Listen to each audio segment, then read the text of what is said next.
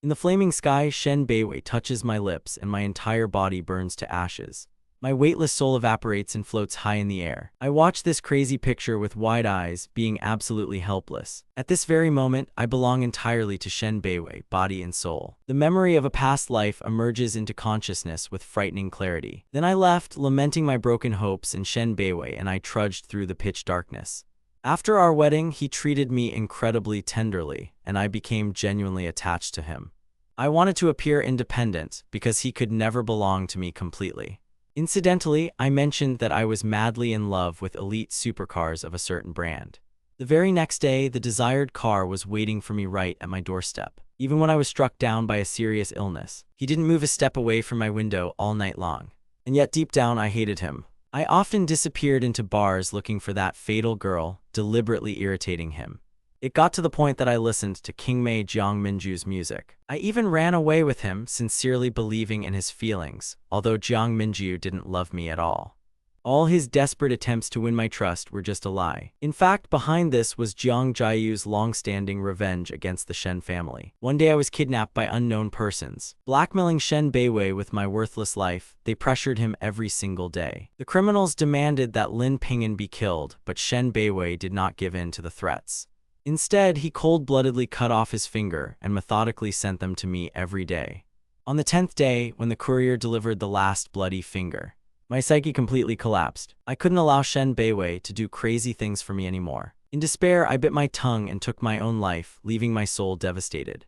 Even after death, I saw Shen Beiwei inconsolable and losing his mind. He became furious as soon as he looked at my lifeless body. He swore to take cruel revenge on everyone who had offended me. His anger was so strong that it literally broke all of Jiang Minju's bones.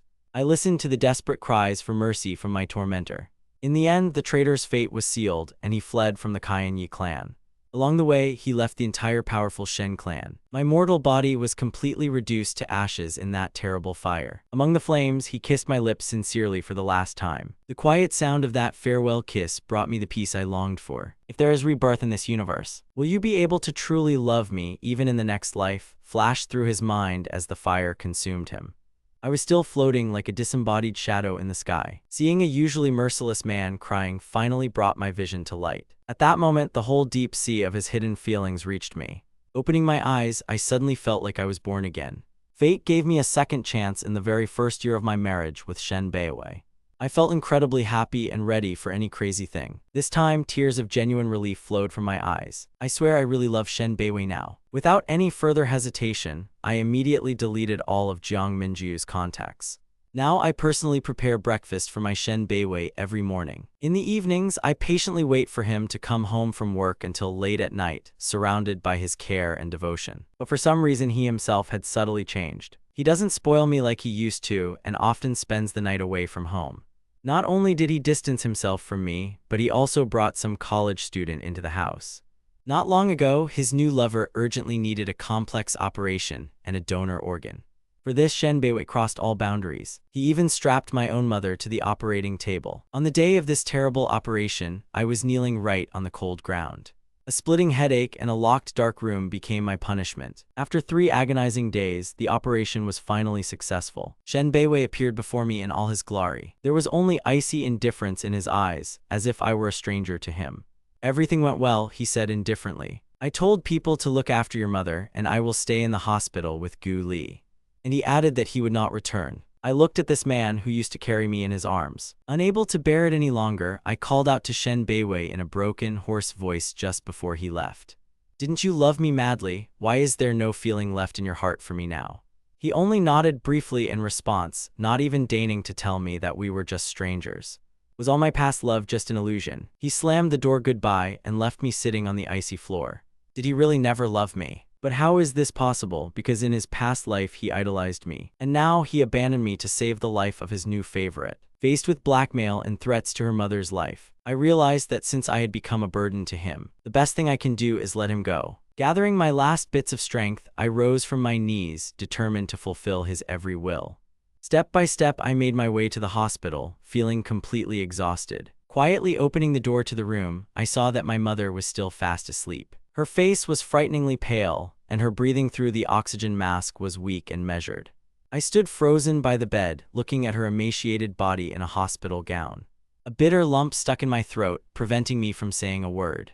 Turning sharply at the sound of footsteps, I saw my father standing in the doorway, completely stunned. His expensive suit was all wrinkled. The tie was askew, apparently having been urgently blown up and returned directly from abroad. "Dad," a silent whisper escaped my lips. My legs instantly gave way from shame and pain. I fell to my knees before him, begging for forgiveness. "Forgive me. It's all my fault." My father rushed towards me, jumping over the steps. He immediately grabbed me by the shoulders. "Why did you kneel on this icy ground?" he exclaimed with pain in his voice. His broad palm was familiarly warm and rough, but his fingers were visibly shaking. "I don't blame you, son. How can I blame you for anything?" I buried my face in his shoulder, and tears streamed down onto the floor.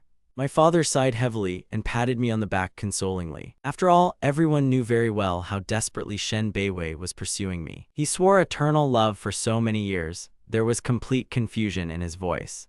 How could everything around us have turned upside down in such a short time? Yes, absolutely everyone knew how much he loved me. So why did he change beyond recognition in this new life? "Dad," a heavy sigh escaped my lips. "I have made a firm decision. I want to divorce Shen Beiwei and put an end to this.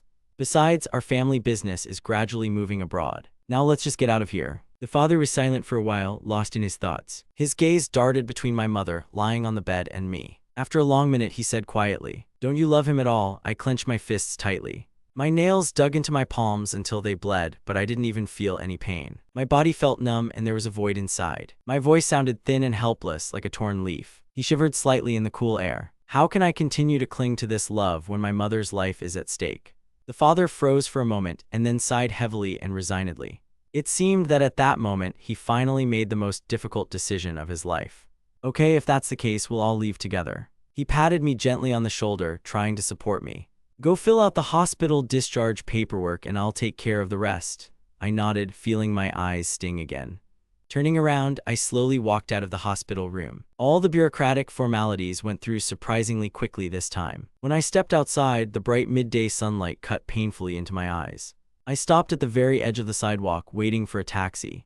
There was a strange, almost surreal silence all around. Was it really all over? At that very moment, the silence was broken by a deafening and sharp whistle of an approaching train. The warning cry came too late. I didn't even have time to look back. A monstrous blow threw me aside with lightning speed, plunging me into darkness. I woke up from a sharp, bone-piercing pain throughout my entire body. My eyes widened to see Shen Beiwei leaning over me, his face always cold. He looked me up and down with disgust, studying my every movement. The disgust that splashed in his eyes at that moment was simply indescribable. "Lin Peng'en, did you really think you could arrange things like this?" he muttered through clenched teeth. "Did you decide to stage a cheap replica of Gu Li's car accident to attract attention?" He chuckled coldly, and his icy tone made the blood run cold. "I told you in black and white, we are just dating without any obligations. There were never any real feelings between us, and no matter how much you tried to imitate him. It's just an extra burden. I have neither the time nor the inclination to deal with you." I frantically opened my mouth, getting ready to explain everything, but at that moment the door of the room swung open. "Shenzong, the porridge you ordered is ready," said the voice of the man who entered. The assistant bowed respectfully and handed Shen Beiwei a bag of food. He immediately took it into his hands. Opening the lid and looking inside, he immediately frowned, and a look of displeasure flashed in his eyes. "Why is there porridge with seafood here? You know he's severely allergic to it." "Go and buy another one immediately," he barked at his assistant. These words fell on me like a bolt from the blue, leaving me speechless. Seafood allergy. But in our previous life together, in the second year of marriage, I almost choked to death from anaphylactic shock after eating seafood, and he remembered it very well. But in this reality, we've only been married for 1 year. Thoughts raced through my head, clinging to the strange inconsistencies of this time. Suddenly the veil before my eyes cleared, returning me to the harsh reality. It was as if we had completely forgotten both the favor of our parents and the whole story of our former love. A wild, insane thought pierced my consciousness with a sharp pain, like a knife stab. My whole body shook violently from the realization of what was happening. "Shen Beiwei, have you been reincarnated too?" escaped my lips. Shen Beiwei frowned in confusion. "What reincarnation? What are you talking about?" I glared at him. "How the hell do you know about my seafood allergy then?" "Your parents themselves mentioned this when they came to see me some time ago," he said coldly. He was still beautiful, and even his thick eyelashes trembled slightly at the question.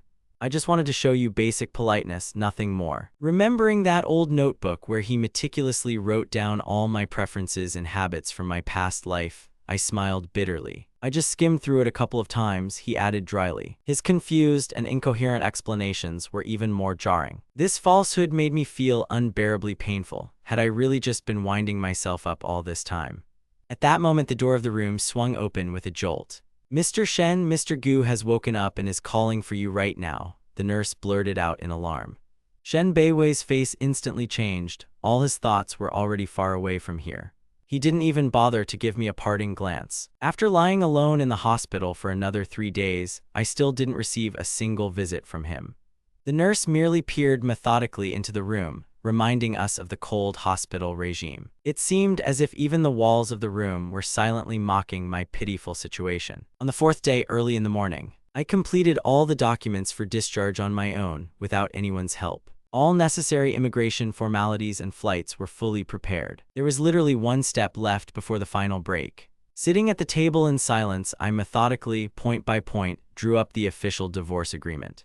The pen glided across the smooth paper so easily and smoothly, as if reflecting how many little pieces my heart had already been torn into. The terms of this agreement were extremely simple. I didn't need absolutely anything from him just to regain my freedom. The phone in his pocket suddenly vibrated, alerting him to a new post on Gu Li's social media. In a recent photo, Shen Beiwei is sitting at his desk in his office, and Gu Li is standing right behind his chair. With a creamy gesture, she wrapped her arms around his shoulders. The caption to the photo sarcastically noted that outsiders were strictly prohibited from entering the closed area. But for some reason, this rule didn't work for Gu Li today. My fingers froze over the phone screen, unable to move. During our long life together, I had already forgotten what it was like to fall to the very bottom. For my sake, Shen Beiwei violated countless of his own principles in the past. For example, he never touched spicy food because it was contraindicated for me. If I overdid it with her even once and then had stomach problems, he would immediately become enraged from worry. He personally carried me home in his arms when I was drunk. He hated publicity and without hesitation agreed to a long interview for a glossy magazine for me. I took a deep breath, trying to push away those painful memories swarming in my head. Having finalized the divorce agreement, I resolutely headed for the exit. In the lobby of the Shen Corporation's high-rise building, the usual business life was still in full swing. When the elevator smoothly delivered me to the desired floor, I was still going over in my head exactly how I would throw that cold word divorce in his face. As soon as I crossed the threshold of the presidential office, I ran into Shen Beiwei's personal assistant, who was rushing towards me with a pile of papers. Are you going to see Mr. Shen?" he asked, blinking in confusion. "Have you come to see Mr. Shen?" the assistant asked, confused, noticing the folder of papers in my hand. "Yes, I brought documents that require his signature." The assistant's gaze lingered for a second on my pale, haggard face. After hesitating for a moment, I was about to move forward. Trying to gather my courage and think through every step, I sighed heavily. "Give him this divorce agreement along with the rest of the papers," I said quietly, handing over the document. "Okay, I'll pass everything on," the assistant nodded, accepting the papers. Placing my folder on top of the general pile, he gently knocked on the office door. The very second the heavy door opened, the blood in my veins literally froze. Shen Beiwei stood next to a luxurious sofa at the back of the office. He carefully placed a soft pillow under the back of Gu Li, who was sitting there. An unusually soft, caring smile played on his face. "Mr. Shen, there are urgent documents here for signature," the assistant carefully reminded. The sound of someone else's voice made Shen Beiwei lazily raise his head. Before this, he was completely absorbed in giving Gu Li a relaxing shoulder massage. Without looking at me or even reading the text, he quickly put his sweeping signature on the papers. I stood motionless at the threshold, clenching my fists with effort. Finally, the assistant came out of the office, returning the sign stacked to me. "Here you go, everything is ready," he reported. I looked down at the treasured signature, feeling my eyes sting with resentment again. Finally, this nightmare came to an end, and I breathed a sigh of relief. Having thanked the assistant, I turned around and walked quickly towards the elevator. Once downstairs, I immediately dialed my lawyer's number. We signed the papers. "Tell me, how long will it take for us to officially get divorced?" "Everything will be ready in a month, don't worry," the lawyer replied. I nodded briefly into the receiver, although the person I was talking to didn't see it. As soon as I pressed the call rejection button, Gu Li's unctuous voice came from behind me. Brother Ping'an, oh, what are you doing here? I turned around abruptly and saw Shen Beiwei, who had just removed his hand from Gu Li's shoulder. My husband's face instantly darkened. Who even gave you permission to drag yourself into the company office? He said irritably. He grabbed my wrist roughly, but I only replied coldly. You don't have to worry, we're strangers now. I'm not going to bother anyone. Take your hands off me, I won't bother you anymore. I disgustedly freed my wrist from his grip. A ringing, heavy atmosphere of tension hung between us. Meanwhile, Gu Li demonstratively touched Shen Beiwei's shoulder gently. Why are you so angry? After all, he is your legal husband, he said with feigned pity, casting a sly glance at me. Brother Ping'an, since you've come, please join us. Baiwai and I are just getting ready for a closed auction. Come with us, your mom saved me last time and I never got a chance to thank her. No needs, my mother doesn't need your false gratitude, I interrupted him sharply. Gu Li's eyes instantly turned red with feigned resentment. But I just wanted the best, don't you believe me? Lin Ping'an, Shen Beiwei cut me off in an icy, repulsive tone. If you decide to play the role of a good boy, play it to the end. I'm tired of your scenes. In the end, I still went to that ill-fated auction. Taking my seat in the semi-darkness of the hall, I caught the quiet whispers of those around me. Shen Beiwei sat next to him, exuding his usual elegance and arrogance. Every time the host announced a new lot, the bid soared by millions. And now Shen Beiwei's next bet was a hefty sum of 5 million. This luxurious blue gemstone eventually went to Shen Beiwei. The auctioneer loudly announced the end of the bidding, while Gu Li moved even closer to Shen Beiwei. Smiling radiantly, he said enthusiastically, Baiwai, this decoration is simply incredibly beautiful. Without a second's hesitation, Shen Beiwei immediately bought it for him. How generously Mr. Shen spoils his new favorite, swept through the ranks. He literally carries him in his arms, someone in the very back row whispered quietly. Yes, just remember last month when Mr. Gu mentioned that he had his eye on a rare painting by Tang Zhou. Worth tens of millions, by the way. Shen Beiwei presented it to him the very next day. While others were whispering behind our backs, the image of the next lot changed on the big screen in front of us. Ping'an, Gu Li, take a look at this, Gu Li said with feigned friendliness. Which decoration do you like best? I'll let Baiwei buy it for you too. I just shook my head coldly in response. There's no need for that, I snapped. Better focus on the next lots. Maybe you too will be able to find something worthwhile for yourself. Gu Li clearly didn't expect such an answer and grimaced in annoyance. Meanwhile, the auctioneer banged his gavel loudly, announcing the start of the display of a special lot. Please pay attention to the screen, he said with noticeable confusion in his voice. The huge screen flashed brightly, broadcasting a clear video feed. The footage clearly showed several people forcibly trampling Gu Li into the dirty floor of a public restroom. His face was broken, his nose was swollen, and he looked pathetic and helpless. My God, is this sweet little darling really involved in such dirty dealings? Swept through the room. I wonder if Mr. Shen himself knows about all this. Under the wave of whispers and surprised glances, Gu Li's face instantly distorted with horror. He jumped up abruptly, his mouth wide open in shock. Turn it off immediately, he screamed at the top of his lungs. Do you really hate me that much? He said hysterically, looking at me. With these words, he ran out of the hall, and Shen Beiwei's face darkened to the extreme. Buy up all copies of these recordings immediately, he ordered his men furiously. Delete everything in 3 seconds and block the broadcast. I will silence everyone in this room forever if even a word leaks out. No one dares ruin my evening. His voice was laced with animalistic menace. Finally, his heavy gaze settled on me, sending shivers down my spine with its chilling emptiness. You've completely let yourself go, making me lose my patience, he whispered, causing my head to go completely blank. Feeling completely drained and frozen to the bone, I returned to the villa alone. I had no idea what consequences this scandal would have at the auction, but I didn't care anymore. There was no longer any strength left to endure such humiliation day after day. However, Shen Beiwei didn't even think about calming down. After waiting for him all night long in the living room, I didn't close my eyes. The heavy front door swung open with a bang at dawn. Shen Beiwei rushed into the house, destroying everything in his path in a fit of mad rage. His eyes were bloodshot, and his gaze was wild with anger. The next moment, his fingers sank into my throat with such a death grip that it completely cut off my air. Do you even realize that Gu Li almost jumped into the sea because of you? He growled in my face.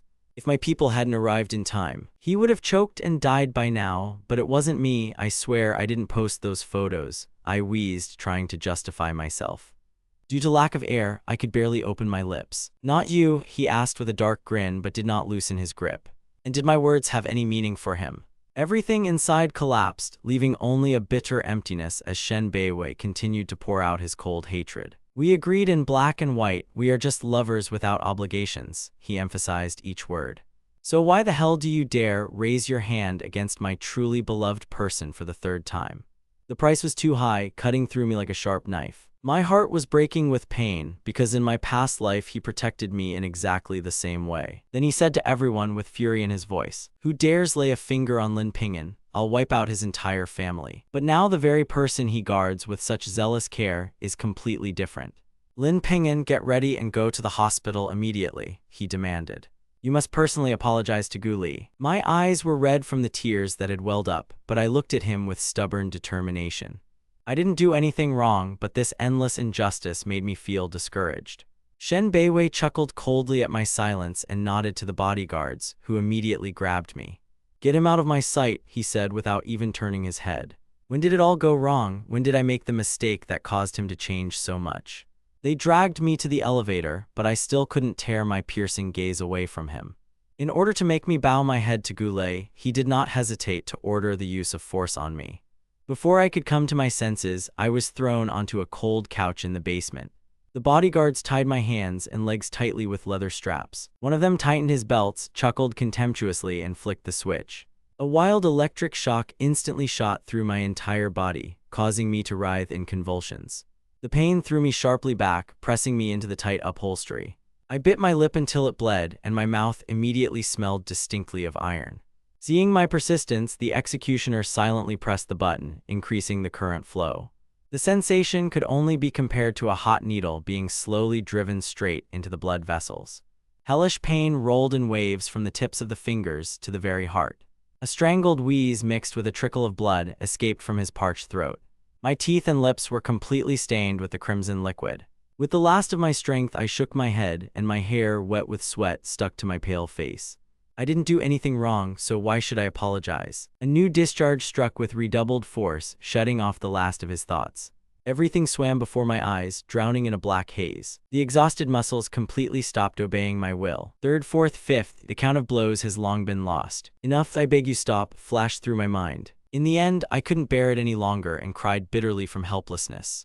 Tears streamed down his battered face. "It's my fault. I'm to blame for everything. I'll apologize." Half dead, I was dragged by force into the hospital's elite VIP ward.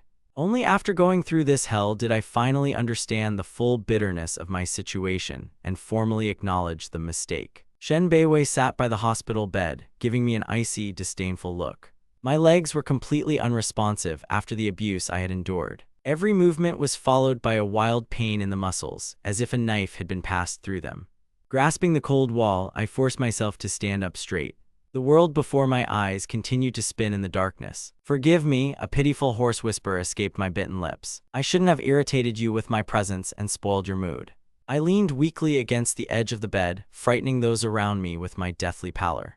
"If you think it's right, so be it. But this time you have crossed all conceivable boundaries. Therefore, I have absolutely no need for such false apologies," he replied. Shen Beiwei immediately turned away from me and gently hugged Gu Lei, who was sitting next to him. His voice sounded sickeningly gentle and caring. "What are you trying to achieve? At least get down on your knees if you want to look convincing." I looked up, but he only met Shen Beiwei's cold eyes. "Still not on your knees? So do you want to experience an electric shock again?" I started shaking and my knees touched the floor on their own. "Sorry," Guli just snored a little. "Okay, I forgive you this time." As I left the room, I almost tripped over a pool of dark blood. My legs gave way and I almost fell to the ground. Leaning against the wall for a long time, I somehow dragged myself to the right place. That night, Shen Beiwei brought Gu Li straight to our wedding hall. Gu Li's mental state was not good, so he wanted to stay at home for a while. He spoke as calmly as if he were discussing the morning weather. "I no longer have the strength to resist the current, but in any case, this path to oneself is already the beginning of a divorce. Very soon this place will no longer be my home." Shen Beiwei frowned, noticing something strange about me. Just as he was about to speak, Gu Li rolled up his sleeves demonstratively. "By way, I'm hungry. What shall we order?" "I'll ask the servant to cook something. It's already late." "There's no need to disturb them." Gu Li smiled guiltily. His gaze was directed straight at me. "Isn't Peng in here? Let him do it." Shen Beiwei looked at me. "Are you deaf?" What a bitter irony, I, the legal husband, must cook food for his own wife's lover. I silently pointed my finger at my pursed lips. Step by step, I made my way to the kitchen, where the hot red oil was already bubbling on the stove. I looked at the rising bubbles with detachment. "Is the hot pot ready yet?" Gu Li's voice suddenly came from behind. I didn't even turn around. Gu Li came closer and looked me over critically. Suddenly frowning, he feigned surprise. "Why is everything like this? There are just not enough ingredients." Before I could finish speaking, he suddenly grabbed my wrist and plunged my hand straight into the boiling cauldron. A wild wave of pain instantly swept from the palm of the hand throughout the entire body. Instinctively trying to break free, I splashed hot red oil all around. Finally, I managed to pull my hand away, which was now burning with a crimson fire. At this moment, Gu Li deftly splashed some hot soup onto his hand. And then he fell to the floor screaming, "What's going on here?" A tattoo appeared on Shen Beiwei's shoulder, and Gu Li's eyes instantly turned red with tears. By way, I shouldn't have asked Ping and Ji to cook for me. I must have just made him angry because he deliberately poured boiling water on me. Shen Beiwei's face darkened with anger. A sharp, throbbing pain shot through my burned wrist. "You still don't get it, do you? You still haven't gotten a single word of what I said before." I stood with a completely pale, sweat-covered face, my whole body trembling slightly. "You really are a heartless monster. Since you like to surround yourself with cute toys, then be prepared to pay dearly for it." He made a gesture with his finger, and 2 bodyguards immediately burst into the room. They roughly grabbed my other, still uninjured hand. "No, I won't resist anymore, you'll regret it." The bodyguards acted without the slightest pity. My other hand was lowered back into the boiling cauldron, and the pain took my breath away. My own heartrending scream echoed throughout the room. At one point, it seemed to me that I was losing consciousness from the pain and would never return to this villa again. But when I came to my senses, I found myself lying in bed in our bedroom. Both my hands were tightly wrapped in thick layers of gauze. Every movement was followed by a wild, burning pain. "Son, you're finally awake." Nanny Wang Yiheng sat next to the bed with tear-stained eyes. "Your hands, I'll call Mr. Shen right now and ask him to come back." "There is no need to call anywhere. I'm so weak, apparently that's what people find attractive." Wang Yiheng gasped convulsively, sucking in a frightened breath. "How is this even possible? Mr. Shen used to secretly walk you to school every day and keep an eye on you. I'm afraid this truth will surprise you greatly." A tear silently rolled down from the corner of my eye. "Listen, everyone around me keeps saying that he loves me. But why then?" At one moment, everything inside me broke off, and I don't understand anything anymore. To be honest, I no longer understand why these endless attempts to fix everything are necessary. Every day I followed their beautiful life while helping my friends from our orphanage. Shen Beiwei took him to Paris for an exclusive performance. He rented an entire amusement park for him, even on his own birthday. They arranged grand fireworks displays for him, while Shen Beiwei remembered about the orphanage only a week later. And the first thing he said to me was, "Lin Ping'an, the orphanage will soon have its anniversary birthday. You must come personally and prepare this festive banquet. This will be your price for once daring to ruin his plans." I was so tired of living in this cage, but there was nowhere to go, and until the festival I was locked at home. All I could do was nod obediently and agree with everything. It's a good thing that during the week of preparation for the holiday, I almost completely forgot about food and sleep. I could hardly hold the still-healed objects in my mutilated hands. I had to pick the flowers myself to decorate the hall, personally check each prepared dish, catching the sympathetic glances of those around me. But on the day of the celebration, no one even dared to help me. The entire Shen family garden was ablaze with festive illuminations. The invited guests were whispering behind our backs everywhere. Just imagine, a legal husband is forced to organize a holiday where his wife has fun with her lover. It's simply unheard of that Mr. Shen would be so generous this time around. Just look at these luxurious gifts. Absolutely everything you look at costs a fortune. Standing in the darkest corner, I could no longer bear these whispers and other people's opinions. My gaze was fixed on Shen Beiwei, who stood at the very center of the stage. He was wearing an elegant black robe. He continued to glance nervously at his wristwatch. Apparently, they were all waiting for Gu Li to appear. Time passed, but Gu Li still did not appear. Shen Beiwei's mood rapidly worsened. Finally, he sent his assistant to look for the missing man. Mr. Shen's assistant soon came running back in a panic. In his hand, he clutched the note that Mr. Gu had left. Shen Beiwei snatched the letter from his hands. Having quickly glanced over the lines, his expression suddenly changed, and he threw the sheet of paper covered with writing right in my face. "Lin Ping'an." His voice sounded as if it was being forced through clenched teeth. "Better explain to me what this means." The letter fell right at my feet. With trembling hands, I lifted him from the floor. The letter was signed by Gu Li. "By way, when you read these lines, I won't be around anymore. I love you very much and so wanted to grow old with you.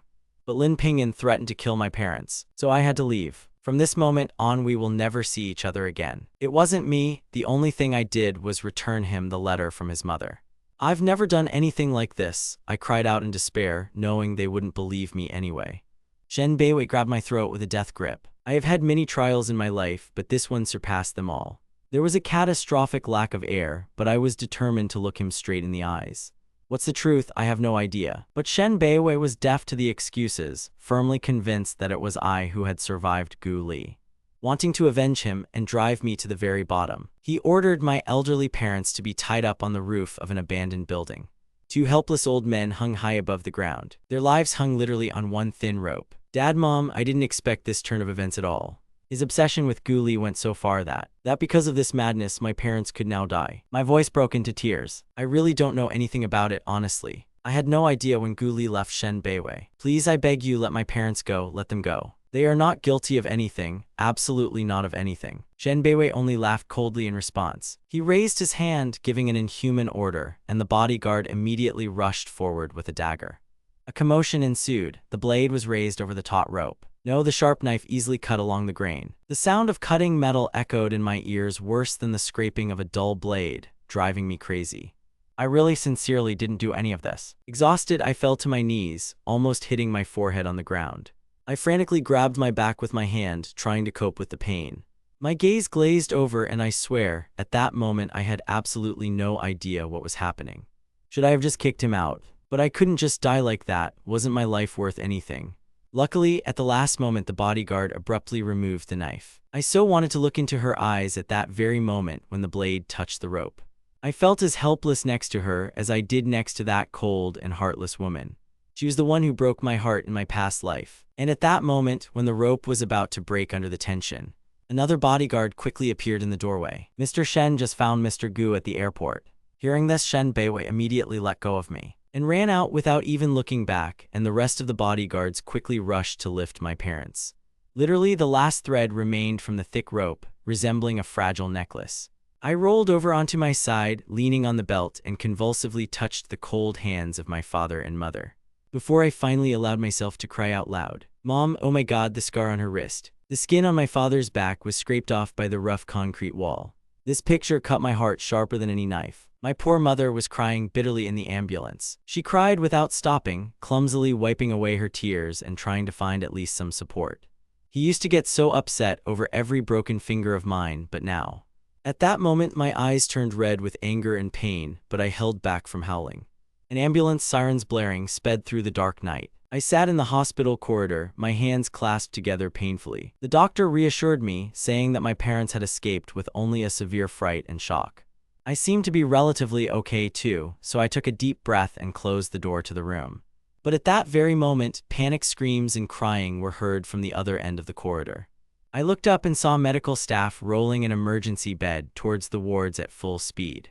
Shen Beiwei was lying on it, and a bloody Gu Li was fussing around next to him. Gu Li's face was completely covered in blood. Everyone around him was fussing, holding his hands in fear as he burst into tears. Forgive me, I'm so sorry, Gu Li sobbed. It's all my fault, I broke loose and flew away, and you rushed after me. I also silently took a step back, leaning my back against the wall. Shen Beiwei's weak fingers trembled. He carefully wiped away his beloved's tears with a paper napkin. As long as you're close and no longer trying to run away, I'm ready to endure anything. My heart belongs to you, just come back and never leave again. The next day, I stayed in the hospital to devote myself entirely to caring for my parents. Every morning, I cooked a nutritious broth for them myself and silently watched as they ate little by little. Once upon a time, in a quiet corridor, I couldn't help but overhear snippets of gossip from the nurses passing by. Mr. Shen really carries Mr. Gu in his arms, such love. Yeah, that one barely got scratched and he's already ready to practically give his life for him, trying to please him every day. Did you hear that Gu Li wanted a signature cake from that very same bakery in the middle of the night? Yeah, and Mr. Shen personally raised the whole city to get him by dawn. My parents looked at me with worried eyes, but I just put a calm smile on my face, assuring them that I was fine. It was as if all these conversations were taking place in some other world. My mother's words about just moving on with my life seemed so naive to me now. Mom, really, I'm completely fine. I carefully cut the apple into small pieces. There were no more feelings left in my heart for it. A week later, the parents' condition finally stabilized completely. We regained our long-awaited peace and returned home. It's time to pack your things and get ready to leave. My father patted me on the shoulder. We will soon leave here forever. This time there really is no turning back. All the remaining things needed to be dealt with as quickly as possible. I nodded in response and returned to our empty villa. I had barely managed to pack at least half of my suitcases when the front door swung open with a bang. Shen Beiwei stood at the threshold. His face was darker than a cloud, and his look did not bode well. You will immediately go to the temple to pray to the gods for health and peace for Gu Li. His tone brooked no objection. He treated me not like a husband, but like a speechless servant whose opinion did not matter at all. But now I didn't care at all. I just silently looked at my feet. Early in the morning, the sacred temple was shrouded in a thick blanket of fog. I obediently knelt down before each step, overcoming the difficult path of 999 steps. My knees bled on the cold stone, staining the white slabs. But inside I no longer felt anything. Physical pain no longer touched me. Having reached the top, I accidentally noticed an old bodhi tree. Its branches were completely hung with red silk ribbons with cherished wishes. A light heather gently rocked them in the sky. Some strange force made me come closer. But as soon as I looked closely at the handwriting embroidered on the scarlet silk, it was as if lightning struck me. Praying for peace, protect this world. Each of these prayers for health and well-being was addressed to Shen Beiwei. May this world be kind to him, was repeated on each red ribbon. All of them were left here by Shen Beiwei's personal will. The oldest notes dated back to our high school years, and the most recent ribbon was hung quite recently, not long before our wedding. I laughed bitterly and loudly right in the silence of the temple courtyard. It turns out that he was praying for protection not for me at all, but for his beloved Gu Li. Next to the ribbons, I also noticed a pair of wedding amulets signed in his hand. Before leaving, I asked the monks for sharp scissors. He approached the bodhi tree and mercilessly cut off each of these damned ribbons. Shen Beiwei looked at me silently for a while, about to say something, but in the end he just turned around and left empty-handed. A few days later, the Shen clan's official family dinner was held, and although I didn't want to go at all, I remembered the kind grandfather Shen who had always treated me well. Overcoming myself, I changed my clothes and decided to go. After all, I was planning to leave this house forever anyway. Finally, before leaving, I had to say goodbye to my grandfather. When I reached the old manor, I ran into Shen Beiwei, who was holding his favorite's hand, and walked inside with a stony face. For some reason, this couple was also invited to this family dinner. It was an open slap in my face in front of everyone, but my heart could no longer feel pain. I didn't care at all about the guests' whispers, and I immediately headed to my grandfather's quiet bedroom. Grandpa, I have officially divorced Shen Beiwei. As soon as I crossed the threshold, I immediately announced to the old man my final decision to leave. Old Grandpa Shen sat up in his chair and held my hand tightly in his palm. Baby, are you still angry with our Beiwei? Believe me, you can see that he is really attached to you. And with that young Omega he brought, I'm sure it was just some stupid misunderstanding. Grandpa, I smiled bitterly, shaking my head. Please don't try to convince me. I've made my final decision. After what he did to me lately, no matter what feelings he has for Gu Li, we are not destined to be together anymore. There was a dull pain and unwavering determination in my voice. Grandfather Shen sighed heavily and bitterly. Oh, forget about it. What a heavy burden it is. Remember one thing, baby. Even if in the future you stop being my son-in-law, for me, you will forever remain my most beloved grandson. As long as I live, this impudent upstart will not dare to come near our house again. My nose started to tingle. My grandfather was protecting me just like he had in my past life. Grandpa, take a rest for now, I said, rising from my seat. I'll make you a cup of hot milk. After going to the kitchen and returning, I knocked softly on the door, but all I heard in response was the even breathing of a sleeping man. I knew I had no right to remain part of the Shen family, but when Gu Li's whisper came from the half-open door, my blood ran cold. I pushed the door open sharply. A terrifying scene met my eyes. Gu Li was pressing a pillow against my grandfather's face with all his might, while the old man clawed helplessly at the sheets. An ominous silence reigned in the room. What are you doing? I screamed. Rushing forward, I angrily pushed him away, and the pillow fell to the floor. Grandpa Shen's face was blue. He was already losing consciousness. Help, call an ambulance immediately. My desperate cry instantly stirred up the entire mansion. Shen Beiwei rushed in first, rushing into the room with a distorted face. Seeing me at my grandfather's bedside, he cast a furious glance at me and, along with the others, rushed to help the old man. As he rushed past me, he gave me such an icy look that my heart sank into the abyss. In the hospital corridor, the lamps burned brightly and blindly. The heavy doors of the operating room remained open all night long. I sat on the hard bench, my trembling fingers clasped together uncontrollably. Meanwhile, Gu Li pressed himself against Shen Beiwei's shoulder, pretending to be a hapless victim. In his eyes, behind the outer veil of tears, triumph flashed. It was only when the gray dawn broke that the tired doctor finally emerged from the operating room.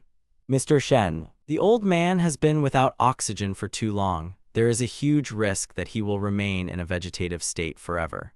Hearing this, Shen Beiwei rushed forward in a rage. The door of our VIP room swung open with a powerful kick. The luxurious chamber was instantly filled with a heavy tension. Shen Beiwei stepped inside, looking at me with undisguised hatred. "What the hell happened here? It's all his fault." Gu Li immediately screamed, pointing his finger at me. "He tried to kill Grandpa. When I came in, he was just smothering the old man with a pillow." I looked at this lie, unable to utter a word from shock. "Repeat what you said again," Shen Beiwei hissed. Gu Li immediately burst into bitter tears, clinging to his chest. "Bai Wei, you just have no idea. He almost killed me too," and Shen Beiwei's gaze became icy to the point of trembling. "Lin Pingyan, Grandpa treated you the best. How could you even raise your hand against an old man?" "It wasn't me," my voice broke into tears. "Gu Li did it. I saw it all with my own eyes." "Enough," Shen Beiwei cut me off. His voice sounded like a sentence. "Lin Pingyan, you will pay for everything today." He made a sharp gesture with his hand, and two strong bodyguards instantly twisted my arms and legs. "Shen Beiwei, listen to me." I desperately struggled, trying to break free. "You already believed me before, why now?" But Shen Beiwei just grinned evilly and ordered me to be dragged to the edge of the bungee ride. The cold autumn morning was deathly empty. There was not a soul in the abandoned amusement park. I was dragged by force to the highest platform of the attraction. The icy autumn wind whistled at me from all sides, chilling me to the bone and restricting my movements. Shen Beiwei's expression was deathly cold and detached. My face turned white with horror. "No, Shen Beiwei, you know very well that I am deathly afraid of heights." "I know," came the heartless reply. "That's exactly why I want you to learn this lesson well."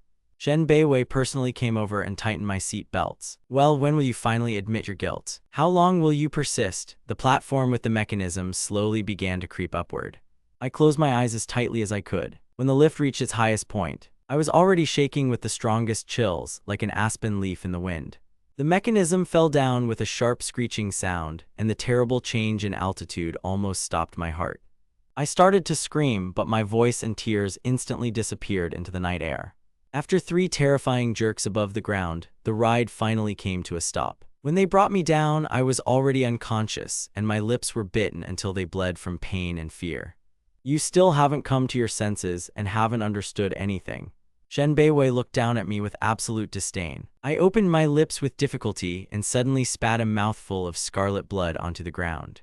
And then he finally fell into darkness. Through the haze of delirium, I heard Shen Beiwei call my name in a low voice. But a second later, endless, pitch-black darkness completely engulfed my consciousness. The sharp, acrid smell of hospital chlorine hit my nose, bringing me back to reality. I opened my eyes and saw Shen Beiwei standing motionless by my bed. 3 paper tickets are clutched in his long fingers. "Lin Pingyan, you've been causing too much trouble lately. First you harassed Gu Li, and now you raised your hand against old grandfather." "I can't look at this anymore," he said coldly, throwing the plane tickets on the bedside table. "Tomorrow, leave the city with your parents and go to the provinces to calm down." "When did things get so bad?" "I'll personally send you on the flight," he continued, while I silently looked at the tickets lying before my eyes. And suddenly I was overcome with hysterical laughter. In a past life he held me back by force. And in this one, she longs to erase me from her life as quickly as possible. I didn't say a single word in response. Chen Mo had already confirmed the reservation and bought me this one-way ticket. "Look how smart you are this time," Shen Beiwei noted, frowning. "Since you yourself agreed to everything, I have nothing more to add." And I, fool that I am, still hoped to find words of justification. I so wanted to shout at him that he was monstrously wrong about everything. I wanted to prove that Grandpa Shen was framed, that the real villain wasn't me at all. But in the end, I just shook my head wearily, resigned to the inevitable. Hurried footsteps were heard near the ward. The nurse looked inside in alarm. "Mr. Shen," Mr. Gu's heart suddenly started hurting again. I didn't even look up, knowing full well what was coming next. "Go to him, I can handle it," Shen Beiwei said indifferently, heading for the exit. Turning around at the threshold, he cast a warning glance at me. "Just try to escape on the road, I will personally make sure you regret it." He drove me to the terminal himself, but on the way I managed to secretly send a message to my parents. Dad, Mom, take all the documents for the divorce with you. Let's meet right at the airport, I'll fly to you. After sending this message, I just nodded slightly in response. Out of the corner of my eye, I saw Shen Beiwei's face tense behind the tinted glass of the car. Once upon a time, returning together from the hospital, I was so happy, and with all my heart I wanted only one thing: to give him all my tenderness. I acted like a clingy, stupid boy, pestering him every day. Back then, I absolutely loved watching him drive with such confidence. I thought even his fingers on the steering wheel looked incredibly attractive. But now it seemed to me that everything inside me had burned to the ground. It was truly ironic that Shen Beiwei was obliged to personally drive me to the airport. I'll walk you to the terminal, check-in has already begun, he said as he walked. He had to supervise this flight to the end. But at that moment, his phone suddenly received an incoming call. It was Gu Li. Shen Beiwei immediately answered the call. His voice immediately became soft and sympathetic. Don't be afraid, I'm here. I'll be there soon, he said into the phone and immediately hung up. He didn't even deign to look at me before leaving. I stood motionless, watching him turn around abruptly, and soon his silhouette completely disappeared into the crowd of passengers. Turning around, I headed towards my parents, who were already waiting for me at the entrance. Ping En, we have brought your divorce certificate. The long-awaited blue book is finally in my hands. I hugged her to my chest, and for the first time in months, a genuine smile appeared on my face. The 3 tickets to Paris he bought went straight into the trash. Everything related to Shen Beiwei's gifts remained in the trash bin, while I myself bought us 3 tickets in the opposite direction to quiet Switzerland. After passing the check-in counter, my parents and I headed to the landing zone under the rays of the soft sun. That past was over once and for all, although somewhere behind people a terrible shock still awaited them. At the same time, Shen Beiwei was rushing back to the hospital to see Gu Li at breakneck speed. He had just stepped out of the elevator, about to head to the right room, when suddenly an alarming breaking news banner flashed on the huge wall-mounted TV screen. Breaking news: Flight MH1730, scheduled to leave Beijing for Paris, crashed shortly after takeoff. All 132 passengers on board disappeared without a trace into the ocean waves. Shen Beiwei's legs instantly went numb, leaving him swaying where he stood. The blood in my veins froze with icy horror. After all, Flight MH1730 was the very ticket that he personally purchased for me. The phone slipped from his weakened fingers with a loud thud. The screen was covered with a web of deep cracks. The forgotten alarm clock set for the time of my flight was still vibrating in my pocket. My ears were still ringing from that terrible day with the electric shock. Just an hour ago, this melody seemed like ordinary background music to him. Now every note echoed in my head like an unbearable, deafening alarm. The world before his eyes swam in red tones. The headline of the news line was full of fatal letters. The black text on the screen slowly blurred against the piercing blue sky. The feeling of unreality of what was happening hit me like a blow to the chest. Flight MH1730 was in the air for just 3 minutes before it crashed. Not a single person on board survived. There was no way to escape. Absolutely everyone is dead. No one is left alive. Dead? Lin Ping'an is dead. No, that simply can't be. This is nonsense, because just an hour ago he put me on that very plane with his own hands. He clearly remembered my voice as it sounded at that moment. Every detail, right down to the color of my clothes. How could a living, strong person disappear from this world in an instant without a trace? No, that can't be. I'm probably just hiding somewhere or alive. Shen Beiwei's hands trembled as he bent down to pick up the fallen phone. His fingers were completely unresponsive, and it took him forever to unlock the screen. He desperately tried to find the number of the required flight in the booking history. But instead, the letters blurred before my eyes like water in a cup. The screen was full of alarming headlines and lines highlighted in red. Shen Beiwei frantically tried to swipe away the notifications. Sliding my finger across the cold glass of my smartphone, a feeling of icy numbness quickly spread up my arm. Soon his entire right arm felt like it was covered in a thick crust of ice. It seemed to him that after this terrible news, it was not only he who was shaking. The ground and walls around seemed to shake. He didn't even remember how he left the hospital and how he ended up behind the wheel of his car. In the ominous darkness of the night, a black Mercedes was racing along a high overpass at breakneck speed. Shen Beiwei pressed the gas pedal to the floor, squeezing the engine to its maximum. His eyes were red and his mad gaze was directed only forward, into the void. Faster, even faster, we need to get there immediately. By morning, the airport terminal was packed to capacity with angry and confused people. Cries, screams of despair, curses, and hysterical demands on the staff merged into a continuous buzzing stream. Why did this happen? How could something like this happen to a flight? Give me back my loved ones, give me back my family. I will kill you all, I will not leave this like this. The huge sea of people was drowning in grief, turning into an uncontrollable crowd. Shen Beiwei pushed his way through the roaring mass of people, losing his last strength. There was a catastrophic lack of air in his lungs, he had nothing to breathe with. Being in the very epicenter of this nightmare, he perceived everything around him as if in slow motion. Out of the corner of his eye, he noticed someone sobbing inconsolably in the corner. Others shook the information desk in anger. People's faces seemed distorted and alien, transformed into masks of pain. Overcoming his nausea, he struggled to make his way to the reception desk. He desperately tried to contact someone from the airport staff. His lips moved silently, his mouth was slightly open, but not a single sound came from the throat. Hello, are you a family member of one of the passengers on the crashed flight? The employee behind the counter asked him loudly and clearly. The very essence of this question cut through my heart like a knife. These terrible words hit my head like a heavy hammer, forcing me to realize the harsh reality. Shen Beiwei's hands spasmed as he gripped the polished edge of the counter. I am from Lin Ping'an's family, a whisper escaped his lips. Fearing that he would not be heard in the general din, Shen Beiwei repeated it again, louder and more desperately. Hundreds of crazy questions swarmed in his head, which he was so eager to ask the employees. Could this terrifying nightmare of a crash really be true? Did everyone on board really die? Could it be that Lin Ping'an is really no longer alive? But at that very moment, he found himself completely unable to utter a word. It was as if he had turned into a wordless shadow, obediently following the instructions of the staff. What exactly did the airport workers want from him? He didn't care anymore, let them do what they wanted. Finally, one of the employees handed him a standard form. The document contained the official preliminary list of passengers on the flight, including the name of Lin Ping'an. Please put your signature here, they asked him. On the information board opposite, mourning lists with black and white photographs were already hanging. His eyes widened, trying frantically to focus on the lines of paper. But no matter how hard he rubbed his watery eyes, the letters blurred, and he could not make out a single word. In utter despair, Shen Beiwei clutched the sleeve of the stranger standing next to him with trembling fingers. Please help me read. What is written here anyway? The man first wanted to push him away angrily, but looking at the paper in his hands, he suddenly froze and his irritation was replaced by bitter sorrow. It says here that your husband was also on that flight, the stranger said quietly. At that moment, Shen Beiwei felt a sudden jolt inside him, as if a steel string had snapped.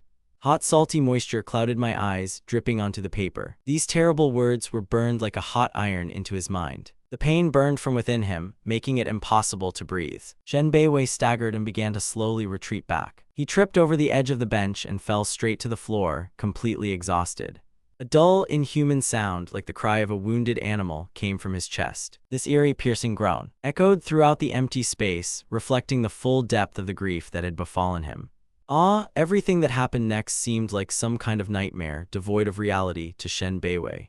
While going through all the necessary bureaucratic procedures, he, like other grief-stricken people, signed documents. An absurd accident turned into an irreparable air disaster. Meanwhile, forensic experts and police were already working at Lin Ping'an's house. Among the personal belongings, only a handful of ashes and a few surviving crumbs were found. This modest urn containing the ashes was handed over by official services. After all the identifications and signing of the final papers, this heavy vessel was finally handed to him. Shen Beiwei walked like a disembodied corpse who had lost his soul. Clutching the urn containing Lin Ping'an's ashes to his chest, he walked forward into nowhere. Along the way, many airport employees looked at him with sympathetic glances, quietly offering their condolences. But he seemed to have gone deaf, his legs seemed to be cast from cast iron, dragging along the ground. Step by step, he left the confines of the terminal. In the parking lot, he somehow, in a complete daze, started the car engine, heading straight for the family mansion. When Shen Beiwei arrived home, he saw a crowd of people waiting for him at the gate. These were his old acquaintances and friends. Although he and Gu Li had been openly watching his marriage to Lin Ping'an with ridicule all this time, now that Lin Ping'an is gone, he still remained a legitimate member of their circle. They all came here to see him off on his final journey. Gu Li himself was still playing the role of a sick person in the hospital ward. However, after the news of Lin Ping'an's death in a plane crash was confirmed, Gu Li was overcome with a sticky, panicky fear. After all, old Shen was still lying in a coma, having turned into a living corpse. And now Lin Ping'an has finally disappeared from this world. Now it seemed fate itself had decided to intervene and help him. Marrying Shen Beiwei now seemed like a practically settled and stable matter. Thinking about this, Gu Li cast an appraising glance at Shen Beiwei from the car window. Stepping outside, he stepped forward with a mock sorrowful expression on his face, trying to console him. Beiwei, hold on, I'm still by your side. But Shen Beiwei seemed not to notice his presence. Silently continuing to climb the stone steps of the porch, Gu Li remained standing behind with his hands down. At that moment, his eyes began to sting unpleasantly with dry pain. In the next second, he heard the dull thud of a falling body. Sister Beiwei, be careful, someone from the crowd cried out in fear. Gu Li quickly raised his head, watching the fall. He saw Shen Beiwei, who was climbing the stairs, suddenly fall to his knees, unable to keep his balance. Gu Li rushed forward and tried to help him up. However, Shen Beiwei only waved his hand dismissively, slowly shaking his head. His gaze was frighteningly empty and glassy. I'm fine, there's no need to touch me, he said quietly to those who were watching him with concern. This spectacle only made those around him more uneasy. One of my acquaintances couldn't resist. Beiwei, I understand that your husband's death was too sudden. But now that Ping'an is dead, it's even easier for both you and Gu Li. Yes, in the end, everything was leading to this. Others present immediately supported this in whispers, not embarrassed to say it out loud. There were never any real feelings between you and Lin Ping'an. Why worry so much about a person who meant nothing to you? Shen Beiwei still knelt motionless in front of the entrance. It took a long time before everyone could hear him quietly muttering to himself. There were no feelings, how could there not be any? We never had feelings between us, Gu Li heard a fragment of this phrase. A glimmer of hope flashed in Gu Li's eyes for a moment. He had almost forgotten that Shen Beiwei always spoke like that about marriage. Yes, that's right, because they both knew that Shen Beiwei had no love for Lin Ping'an. But due to the suddenness of what happened, he simply didn't have time to react properly. Deciding to take advantage of the moment, Gu Li hurried forward again. He grabbed him around the waist with both his arms and tried to lift him up. Beiwei, let's go, you yourself have never truly loved Lin Ping'an. He's gone now, and it hurts me so much to look at your condition. But at this moment, some random phrase from someone else's mouth hit Shen Beiwei hard. He raised his head sharply, and with wild force he pushed Gu Li away, knocking him down to the ground. Gu Li tumbled down the steps, accompanied by the frightened screams of his friends. The frightened girls rushed to lift the fallen Gu Li, trying to shout at Shen Beiwei, "What's wrong with you?" But in response, Shen Beiwei only barked fiercely at them, driving them away. "Get out, everybody get out of here," a dull thud announced that. The villa's massive door slammed shut. Left in silence, Shen Beiwei clutched the urn containing my ashes to his chest and fell to his knees. In his thoughts and heart there was only that same dull whisper, full of despair. "Ping'an, why have you never truly loved me? In this life or in the past? I really did love you so much. It's true, I have been reborn. In my past life, I burned in a sea of fire, holding her in my arms until the very end. I was sure that I would go straight to endless hell. But I never expected to open my eyes again and feel reborn right after the wedding. At first I was incredibly happy and reckless. I finally got to see Shen Beiwei again. Last time, everything went down the drain because of my own negligence. King Mei shamelessly deceived me and kidnapped me. Because of this, I had to endure so much cruel torture. This time, I vowed to myself that I would treat Shen Beiwei well with all my might. And I will definitely rip off the mask of this fake King Mei, revealing her true face. But when I looked into her cold, detached eyes, it suddenly dawned on me. I realized the terrible truth. It was not only me who was reborn, she too. The same resentment and hatred towards me could still be seen in her gaze.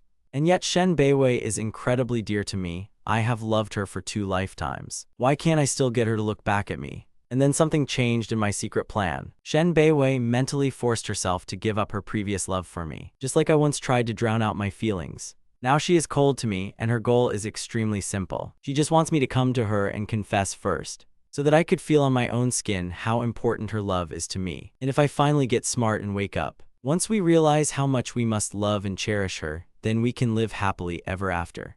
On the other hand, Shen Beiwei was ready to finally let me and Jiang Minyu go. However, fate likes to break any plans. Shen Beiwei never expected that I would be reborn at exactly the same moment. When she saw me happy with tears in my eyes, holding her tightly to my chest, who sincerely begged for forgiveness, admitting that he was blind and hurt her, and he fervently promised to carry her in his arms for the rest of his life. Shen Beiwei initially felt a sense of jubilation comparable to winning the grand prize in a lottery. But then she pulled herself together and coldly pushed me away. She was deathly afraid that I was simply repeating a scenario from the past. First, I will lull her vigilance with sweet words, and then I'll give up again and run away with Jiang Minyu. And although I later swore 3 times that I had completely changed, that I don't care about Jiang Minju at all, and I only want to truly love her, Shen Beiwei still remained incredibly cautious, fearing another trick. So she continued to stubbornly hold me in an icy grip, intending to teach me a proper lesson. For this, she even abandoned all her original plans for a new life. Since I had been given the chance to be reborn, I had to make amends for all my guilt. And Shen Beiwei decided to give me this chance. She was incredibly interested to see how exactly I would beg her forgiveness. In the meantime, she continued to subject me to cruel tests. Perhaps fearing that her toughness would not be enough, she even hired another woman to create the appearance of an affair. She hurt me mentally over and over again. She forced my own mother into the operating room to flay Gu Lihuang. She tied me to the elevator cabin with her own hands, and even at the very last moment, so that I could find out where Gu Li was hiding. She tied up my parents on a cruise ship, planning to feed them to the sharks. He watched silently as I generously shared every bit of his sincere love with others, blinded by his own pride. I was blind to everything except my own selfishness. At first, Shen Beiwei assured himself that there was absolutely nothing bothering him. But at some point he caught himself thinking, didn't I scream before that I was madly in love with him? So why am I now unable to bear this pain? To be honest, the suffering he went through in the past was 1,000,000 times worse than what I am going through now. Even if you multiply my pain by 1,000, it won't compare to his torment. Not to mention that in my past life, I was consumed by envy and set up Gu Yu. It was because of this that his grandfather became obsessed with breeding rare plants. In the end, Shen Beiwei decided to send me far away abroad, just to give me time to cool down and come to my senses. But as soon as I left, he couldn't stand it and followed me. He hoped that, upon returning to my homeland, I would finally realize my mistakes and repent. I will learn my lesson, after which Shen Beiwei will reveal to me the whole truth about his reincarnation. And then we can start our story from scratch. Starting all over again, how beautiful it sounded in Shen Beiwei's head, who had thought everything through carefully. Who would have thought that this very first step would become fatal and end so close to the goal? My plane suddenly lost control in the sky. No one survived. Realizing this, Shen Beiwei began to slap himself in the face in despair. How could it have gone so far? He never, not even in his thoughts, wished for my death. If he had known earlier, he would never have put me on that damned plane. If only he had done things differently. Perhaps I would still be standing right in front of him, alive and well. It was at that terrible moment that Shen Beiwei realized with all his cruelty how wrong he had been. His mistake was so monstrous that all his plans to fix everything crumbled to dust. He should have confessed everything from the very beginning and told honestly about his rebirth. There were so many other, normal ways to fix everything. Why did he need to behave so radically and cruelly? Why was it necessary to stage this farce with fake lovers for the sake of false jealousy? However, Shen Beiwei's bitter regret was forever too late. I was no longer alive, not even ashes remained of me. Unable to withstand this blow, Shen Beiwei collapsed unconscious, bursting into tears. The spasm in my chest was so strong it felt like my heart was being torn apart. Bright scarlet blood gushed from the corner of his mouth. He finally plunged into darkness and lost consciousness. Shen Beiwei was delirious, his feverish dream a mixture of the past and reality. In my dream I came to him, full of tenderness and love. He hugged him tightly and kissed him tenderly, whispering those very words, "Beiwei, I like you so much." Shen Beiwei tried to return the kiss, but at that moment the dream suddenly ended. When he woke up, he immediately and clearly felt in his arms only the smell of burning and smoke. No, not that, please, no. Pinyin, Shen Beiwei was completely crushed and shocked by this nightmare. He sat up abruptly in bed, horrified to realize where he was. One of his arms hung limply toward the floor. Besides Gu Li and his faithful assistant, there was another unfamiliar man in the room who said politely, "Miss Shen, please hold on and don't be so upset. I am the official divorce lawyer of the esteemed Mr. Lin Pinyin." And as soon as this terrible word divorce was uttered, Shen Beiwei slowly raised his head to look straight at him. "What did you just say?" Gu Li heard this cherished and at the same time terrible word divorce. Suddenly a bright light flashed in his eyes and he desperately tried to open his lips to speak. The faithful assistant immediately realized that the situation was taking a dangerous turn. Without wasting a second, he gestured for the lawyer to enter, and he pulled out an official divorce certificate from his briefcase. In order to finally clarify the truth about what was happening to Shen Beiwei, the lawyer began from afar. Exactly a month ago, dear Mr. Lin has hired me to handle the divorce case, and he personally gave the order to complete all the documents. He also strictly instructed me, no matter what happens and no matter how the circumstances develop, I must have a ready divorce certificate in hand. Also, Mr. Lin asked me to give you one thing. He told me to say that everything that happened between you is in the distant past, and we will never see each other again. After finishing speaking, the lawyer carefully placed the dark red document on the bedside table right in front of Shen Beiwei. At this moment, an absolute, ringing emptiness formed in Shen Beiwei's head. He stared blankly at the document in front of him, its dark red cover gleaming ominously in the cold light of the hospital lamp. After an agonizingly long half-second, he slowly reached out to touch her, but his fingers barely glided over the smooth surface. A painful electric shock ran through her body again. Their marriage certificate was bright red, and the divorce certificate turned out to be an ominous dark red shade, resembling dried blood. The corners of the document were adorned with a huge official seal, a fresh imprint of which had recently been left by the registry office staff. The glass of water standing on the nightstand suddenly began to shake from a slight vibration. Shen Beiwei lowered his eyes and noticed with horror that his own hands were trembling violently. How deafeningly quiet it was in that night ward. The very word divorce burned from the inside more painfully than hot metal. This just can't be happening. How did this even happen? How could I divorce him one day, for a moment? Shen Beiwei thought wildly, have I really been reborn? Did those words really come out of my mouth? Whether I really love him or not, what difference does it make now? Shen Beiwei felt as if a cold-blooded fighter had suddenly been shot at point-blank range. All those barriers with which he had fenced himself off collapsed in an instant. The burning blood rose in my throat, and a thin stream flowed from the mouth. At what exact moment did I thrust that damned divorce agreement into her hands? The memories in my head began to get chaotically confused and disappear. The day when his assistant handed him some papers came back to him. Among them was the divorce agreement I had drawn up. But then he was concerned exclusively with his own selfish feelings and plans. Even when I picked up the signed agreement, it seemed to me that there was nothing to look at. Pingin's face seemed so alien and distant then, but inside he was still scratched by vague, inexplicable anxieties. And now he is reaping the fruits. The problems have become truly catastrophic. It turns out that even then Pingin was completely ready to break with him once and for all. Unable to bear the weight, the ill-fated document slid off the nightstand and fell to the floor. The lawyer staggered slightly from nervous shock. Shen Beiwei glanced absent-mindedly at the frosted window glass opposite. The reflection showed the world his own absolutely pathetic, broken face. Half of the spacious bathroom seemed eerily empty. His most ordinary white shirt, hanging on a hanger, had disappeared somewhere. All that remained was a single piece of fabric, gently fluttering in the chilly night wind. The newspaper fell from his hands as he lost consciousness, and his gaze frantically caught the date of the night registration. It was May 23rd. That very day, my plane irrevocably lost control in the sky. And on that very same day, Shen Beiwei personally handed me a ticket for this flight, under the pretext that I urgently need to go abroad, so that I can finally calm down and come to my senses. On the day I first boarded the doomed liner, at the same moment, a cold steel seal in the Civil Affairs Bureau put a bold period on our official divorce certificate. In my life and our marriage that once seemed eternal, all this was irrevocably destroyed by himself. Shen Beiwei's eyes began to darken rapidly, and the world began to spin.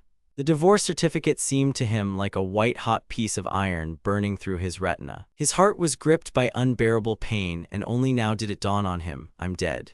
Stuck in this damned dead end of memories. Just like in his past life when he was dying in the fire, desperately clinging to my hand. With a plea in my heart, please don't go to Jiangminyu again.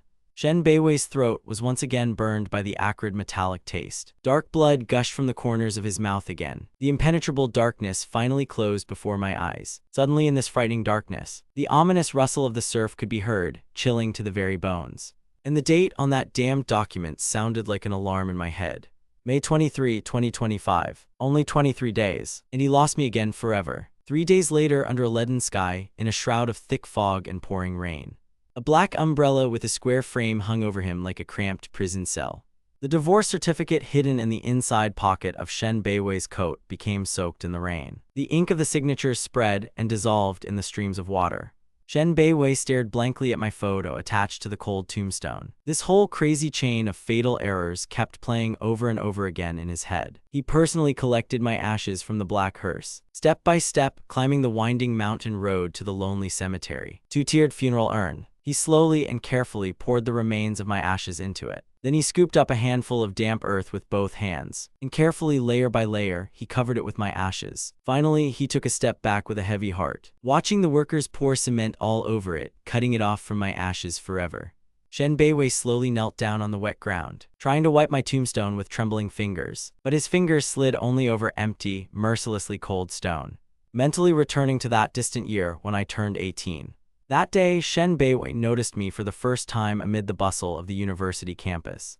It only took one fleeting glance for him to stop noticing anyone else in this world. He even wrote secret love poems about me during those dark times. At that time, I was playing classical pieces on the piano in a Western music class, and he happened to be passing by with his friends, stopping at the window. But to his great regret, I never really paid attention to him. It seemed to him that only Jiang Minjiu, if, of course, all the fakes were discarded, truly understood him. But Shen Beiwei had no intention of giving up. Later, after overcoming countless obstacles, Shen Lin and the others passed through this nightmare.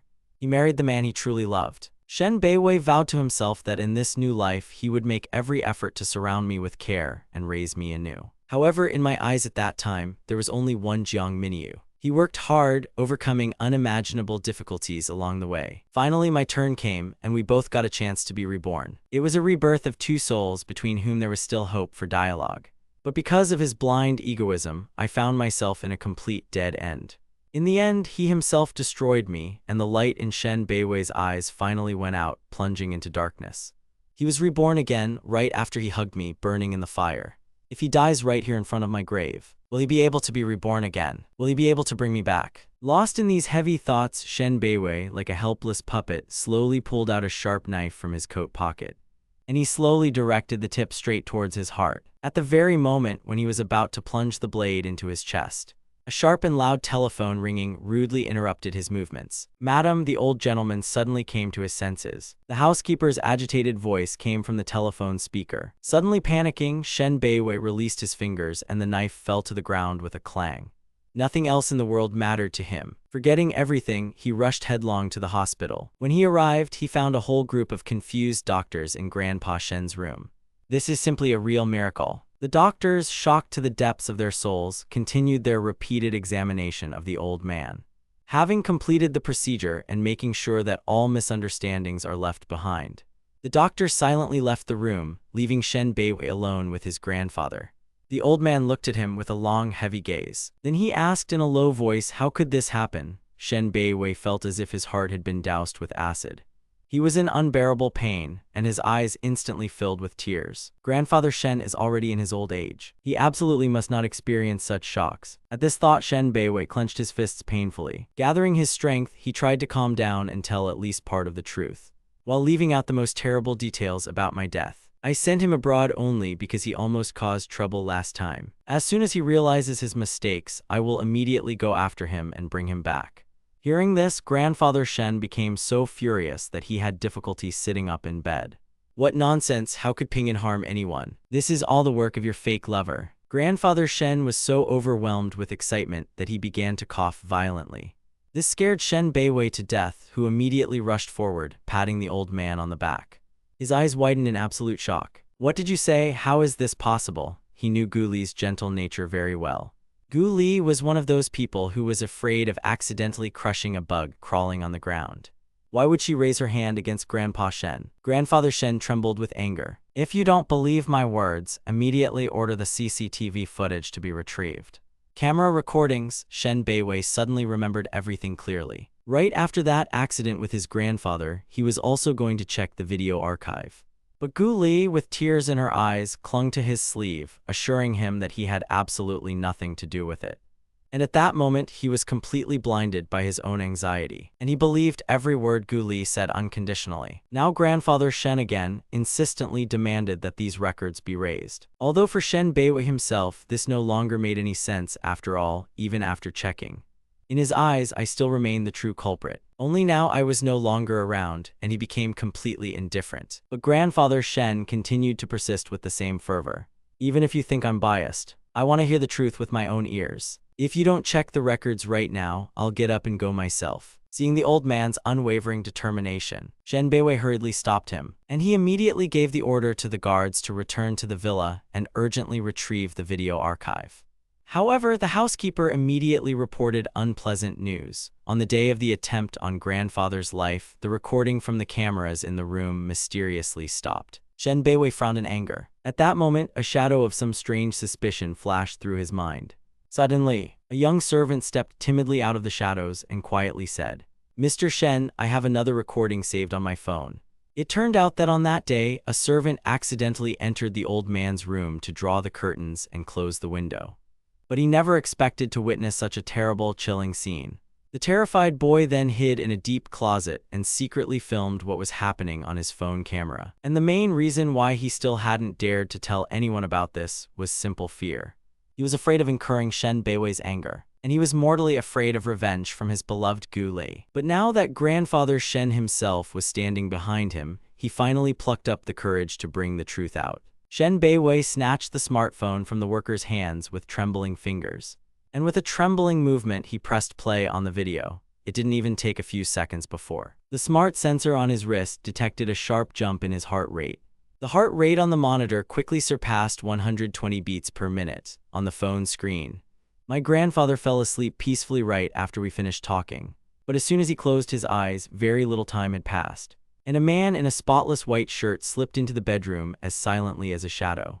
A massive diamond ring sparkled brightly in the uninvited guest's hand. That very exclusive piece of jewelry made of pure gold, which Shen Beiwei once foolishly mistook for a gift from Gu Lei. Acquired at a charity auction the day before the banquet, the man turned sharply the next moment, and the camera captured Gu Lei's face clearly. At that moment, the last illusions in Shen Beiwei's soul collapsed. There was no longer any room for warmth, only impenetrable, suffocating darkness. His legs gave way, and he lost his breath. In the video, Gu Lei, with a wild, animalistic grin, grabbed a heavy pillow and with terrible cruelty attacked the sleeping old man, putting all his weight on his face. This old bastard, how dare he interfere with my plans to get close to Shen Beiwei? Is he tired of living and looking for death? Low, dirty, and laced with black malice curses flew from Gu Lei's lips. The smartwatch on Shen Beiwei's wrist emitted a sharp, alarming signal of a critical overload emergency warning. The blood pressure graph on the dial twisted in a mad, chaotic agony. That fateful day when the ambulance siren cut through the silence of the celebration in honor of his birthday clearly rang in his ears.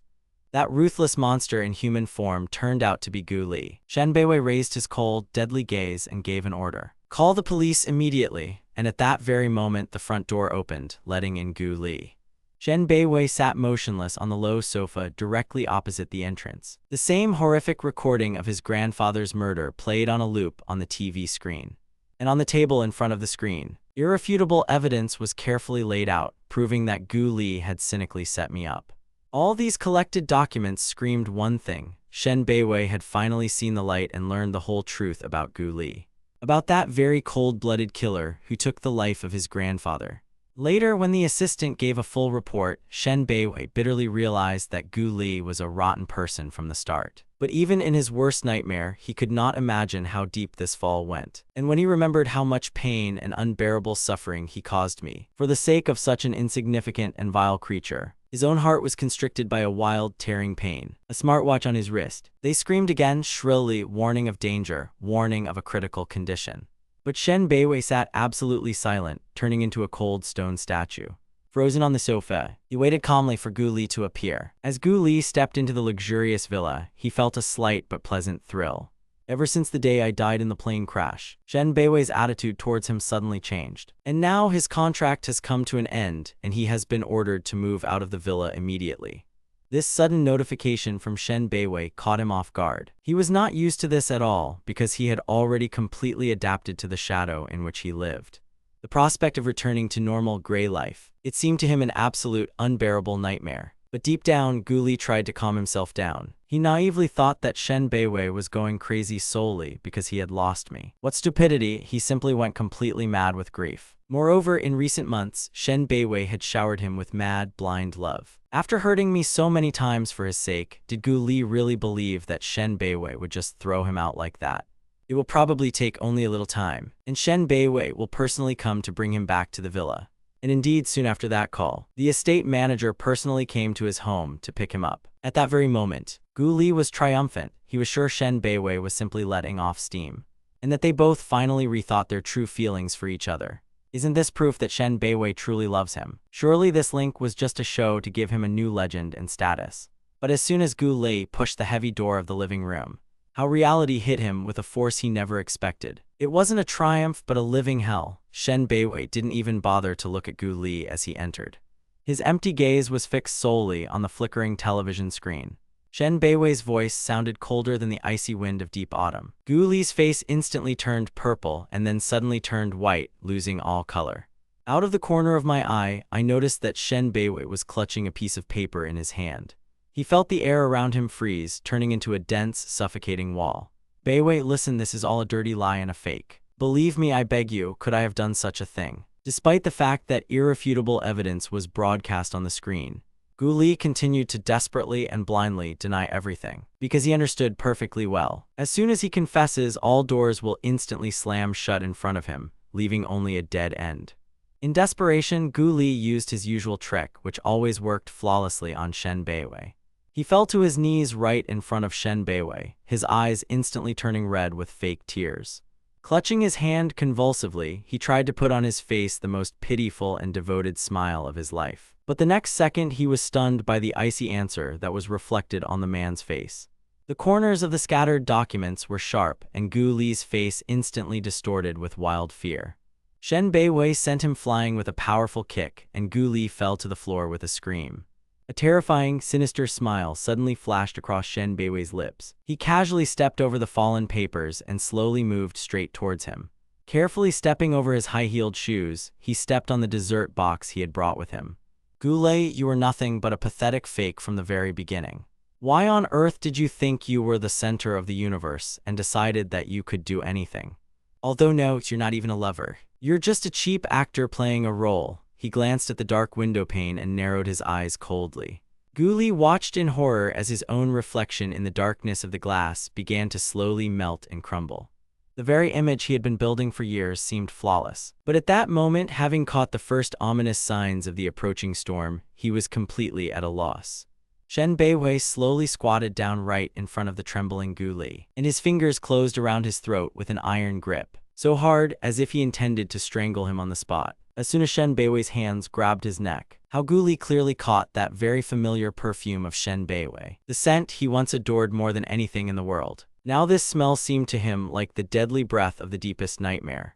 No, please, I really didn't mean it that way. Gu Li continued to struggle frantically, desperately bending his body backwards, trying to reach Shen Beiwei's head. I tried to obey you in everything and fulfill all your demands. How can you do this to me? Gu Li was once an ordinary college student, and Shen Beiwei is a proud, unattainable representative of high society, the same one that ordinary people could only see on TV screens. But one day, Shen Beiwei actually materialized right in front of Gu Li. Having offered him a role to play in his life, Gu Li only felt dizzy at the chance that had fallen upon him. And without thinking for a second, he immediately nodded in agreement. Even though those around him warned him, he stubbornly told himself that Shen Beiwei was just playing games with him. In the end, he was seriously wounded by unrequited love and was literally dying from the pain inside. Gu Li then stubbornly stood his ground, because he had been secretly in love with Shen Beiwei for an incredibly long time. Ever since that distant moment when I first accidentally saw him on TV. He even made a vow to himself back then, in the future he would only marry a person like Shen Beiwei. Everyone around him kept saying that Gu Li's obsession was just a pipe dream. And now that he finally had a real chance to get so close to Shen Beiwei, he naturally grabbed the opportunity with a death grip. After all, Shen Beiwei's conditions seemed so simple: just pretend to be his obedient little lover, and to demonstrate ostentatious tenderness whenever it was necessary. At first, Gu Li behaved meekly and obeyed every word without question.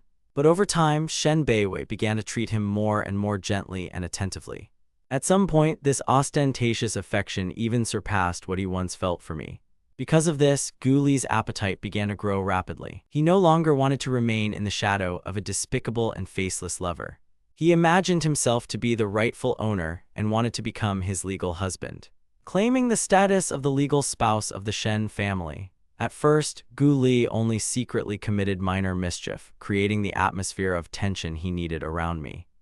And if Shen Beiwei remained indifferent in response. Then, inspired by impunity, Gu Li began to gain insolence, arranging increasingly sophisticated setups. Until that terrible day when he decided to raise his hand against grandfather Shen. Of course, Gu Li's methods themselves were never particularly wise or elegant. But Shen Beiwei blindly trusted him time and time again. And so Gu Li sincerely believed that he had nothing to fear. All these lies would never come to light. Moreover, after the elimination of the main witness in the person of the old man, he still remained the untouchable favorite. Even in his worst nightmares, he could not have imagined that the secret would ever become clear, and that his exposure would come so suddenly. Now Gu Li had absolutely no excuses left. All he could do was blindly and stubbornly deny everything, hoping that Shen Beiwei, as before, would miraculously turn the whole situation in his favor. But he forgot that Shen Beiwei was not a fool at all. Previously, he simply tolerated him for his own purpose, to see what my attempts to fix everything would lead to, allowing Gu Li to play his role until it crossed the critical line. He overlooked this, not at all worried that my suicide abroad would hit Shen Beiwei so hard. And in those months, he was truly blindly obsessed with this boy. It cannot be denied that the enraged Shen Beiwei temporarily lost the ability to get to the bottom of the truth. But now he had deliberately sprung the trap, and he would never let Gu Li go again. Like a stern god of retribution, he declared the end of Gu Li's carefree life with a single stroke of his pen. Since you were so passionate about setting others up, then go rot in prison, and I will make sure that all the conditions are created for you there. These words were spoken in an icy tone so that Shen Beiwei would not involuntarily shudder a second time from the memories of the past. Gu Li's face instantly turned deathly pale and was covered in cold sweat. He fell convulsively to his knees, clinging to Shen Beiwei's legs with his hands. There was no longer a drop of his former arrogance left in his desperate howl. The storm finally broke through all the dams. The heavy footsteps of countless police officers filled the spacious corridor of the villa. No, I couldn't do that. I did all this only out of love for you. Beiwei, you have no right to do this to me. Gu Li cried out, bursting into bitter tears, clinging to the hem of someone else's coat. For a moment, the reflections of a distant night party flashed before my eyes. When, under the same blinding light of the crystal chandelier, someone whispered right into his face, "Gu Li, I will love you forever." And now Shen Beiwei only coldly said to the officers who entered, "All the irrefutable evidence of his guilt lies on this table." The ice cuffs on Gu Li's wrists clicked with a dry metallic sound. The game was finally lost, and there was no point in denying it any longer. "So all this time, Beiwei, did you really love me even a little bit during those months?" he whispered, hope in his voice. But the police officers who arrived unceremoniously pulled the resisting Gu Li back, leaving only traces of expensive shoes on the worn carpet with no chance of pardon. Thus ended this stormy and tragic story, dissolved in the cold autumn wind and rain. The last cries of despair were finally shattered by the closed heavy door of the villa. Shen Beiwei didn't bother to turn around to look at him.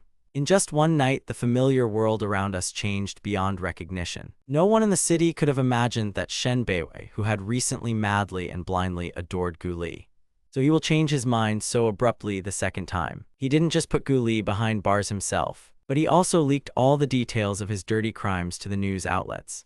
I learned this news when I was already in France, sitting in a quiet street cafe under a spreading tree where there was no longer a need to look around.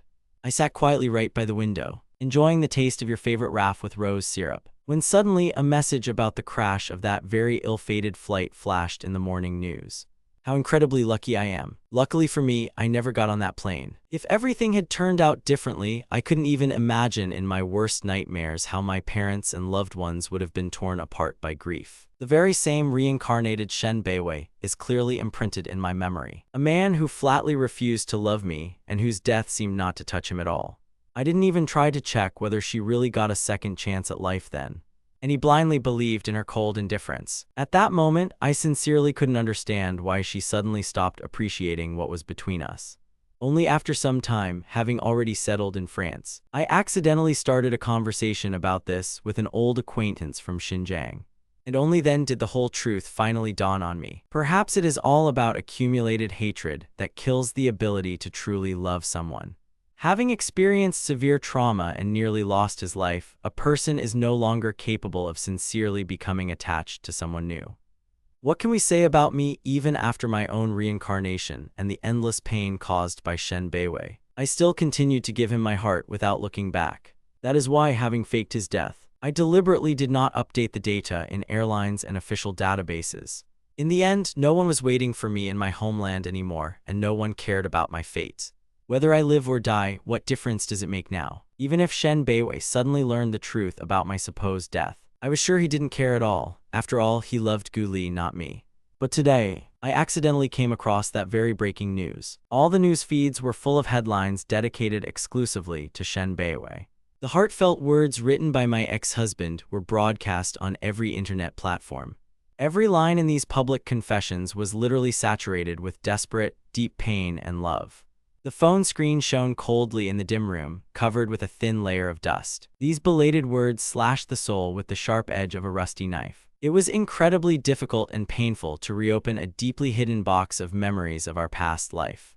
Once upon a time, in the days when Shen Beiwei loved me more than anything in the world, he wrote me tender love letters almost every day. Every sentence in them breathed sincere, undisguised devotion. I never expected that even after so much time, these lines are still able to touch the strings of my soul. Only now they did not bring comfort, but looked like bitter, mocking irony. I still can't quite figure out what exactly was going on in Shen Beiwei's mind. Didn't he really love me? Otherwise, why would he have carefully hidden the fact of his reincarnation? Why push me away again and again, methodically crippling my heart with your twisted care? Now that I am truly dead, shouldn't he be rejoicing at his long-awaited freedom? So why was there this expression of endless regret frozen on his face now? Is this really the same belated grief for the man he himself put on the doomed plane and killed? Or is it that, after waking up from his own death, he suddenly realized how much he really loved me? But no matter how much Shen Beiwei repented now, I have absolutely no need for it anymore. After all, I became completely disillusioned with it long ago. And in the reality where Shen Beiwei lives, I've been dead for a long time. There's nothing left between us anymore. Complete independence from each other, that's the most ideal state. Thinking about this, I calmed down. My fingers, accustomed to monotonous movements over many years of loneliness, continued to mechanically slide across the screen. Suddenly, another piece of fresh news caught my attention, causing me to frown with a bad feeling. The case against Gu Li for premeditated crime and murder. Today it was officially closed by the court. I put my phone down, the magnetic holder clunking against the rim of my cup as I sank into deep thought. A slight shudder of irritation ran through my body. It's not a matter of pity at all. This is simply the harsh truth about those who have passed away. Suddenly, old healed scars appeared before my eyes. The scars, which never fully healed, seemed to be imprinted on archival records. Memories came crashing down like heavy, merciless blows. All those cruel setups that Gu Li put me through. Images of the past whirled through my mind, gradually dissolving into silence. I closed my eyes heavily. With a sharp movement, he turned off the phone screen and closed the news interface completely, leaving all these other people's tragedies and family dramas behind. I chose to remain vanished without a trace from this world. After all, since the moment of my supposed death, Shen Beiwei and Gu Li were no longer even distant acquaintances to me, let alone relatives. I no longer had the right or desire to follow their fates, concentrating exclusively on my own quiet life. I carelessly threw the phone on the coffee table. I took the rather cold coffee and returned to the room. At that very moment, the phone to the side vibrated briefly again, reminding me of the family dinner planned for today. I pushed my empty coffee cup aside. A light stream of air rose from the table to the ceiling. A single glimmer of light slid softly along the copper edge of the window frame. My silhouette was clearly imprinted on the wide glass wall. Towards the bright midday sun, the deep autumn forest outside the window shimmered with shades of pure golden silk. Memories took me back to the house where the rented car once smoothly stopped at the wrought iron gates. I silently turned my back to the car and walked out. Someone's caring hand carefully carried the gifts I had prepared. The driver, who acted as a temporary bodyguard, had already been paid and dismissed. There was no longer any need to drive the car into the underground parking lot. I just had to enter my home. After watching the bodyguard's car drive away towards the English town, I was left standing alone. slowly climbing the steps with heavy bags of gifts in their hands. The massive red door in front of me swung open smoothly. The cold mountain wind, filled with the scent of ancient pines, obediently followed my every step. A soft light flowing like clear water cozily illuminated the spacious dining room. My Aunt Linjia, who is the current mistress of the house, was already waiting for us. He was just carefully placing the last dish in the middle of the table, the famous Buddha jumps over the wall soup, steaming with an appetizing aroma. Hearing my footsteps behind me, he laughed merrily and turned around, and the large pearls in his ears sparkled brightly in the lamplight. "Everything is ready, a perfect dinner. Come to the table." I nodded and said briefly, "Give the gifts to the servant standing next to you." After which he went to wash his hands, anticipating a quiet evening. Meanwhile, Mom came out of the kitchen, carefully holding a bowl of hot, warming ginger soup in her hands. "It's terribly cold outside now. Look, you've completely worn yourself out on this journey." My mother was never afraid of the cold as such, but her eyes still showed the usual concern for me. Until I finished the soup, she did not calm down and continued to instruct. Auntie watched our scene from the side with a soft smile, fully approving of the mother's care. "Make sure you put on your coat when you go back. Just be careful you don't catch a cold." I nodded obediently, and only after that did they both leave me alone. When the table setting was completed, old Lin was about to announce the start of dinner when suddenly someone's voice came from the hallway. "I declare the banquet open." The old man's voice was stern and subdued. Everyone immediately and primly picked up their chopsticks, due to the strict rules of the ancient Lin clan. During the meal, apart from the quiet clatter of porcelain dishes, there should be no sounds in the room. Not the slightest extraneous sound, especially for me, accustomed to respecting the authority of my elders. I didn't even dare open my mouth in my grandfather's presence. It was only when dinner was over that my parents, according to established tradition, were called into my grandfather's office for a serious conversation about life and family values. Mom, noticing my inner excitement, she gently stroked my hand and softly sat me down next to her on the sofa. "Don't worry so much. Grandpa has no intention of doing anything bad to your parents. After all, they are his own children." Hearing this, I sighed heavily, and the anxiety in my eyes gradually subsided, replaced by a quiet, soundless relief. Every time I visited this old family mansion, my grandfather always had the same conversation with my parents, blaming them for my past mistakes. Although I have already tried to explain the truth to him 1,000 times, all the problems in my unhappy marriage were entirely my own fault, and the parents shouldn't have gotten into trouble for this at all. But the stubborn grandfather was firmly convinced that they were solely to blame for everything. After all, due to the Lin family's excessive influence, I shouldn't have gotten involved with the Shen clan in the first place. It was solely the initiative of my parents, who insisted on that union.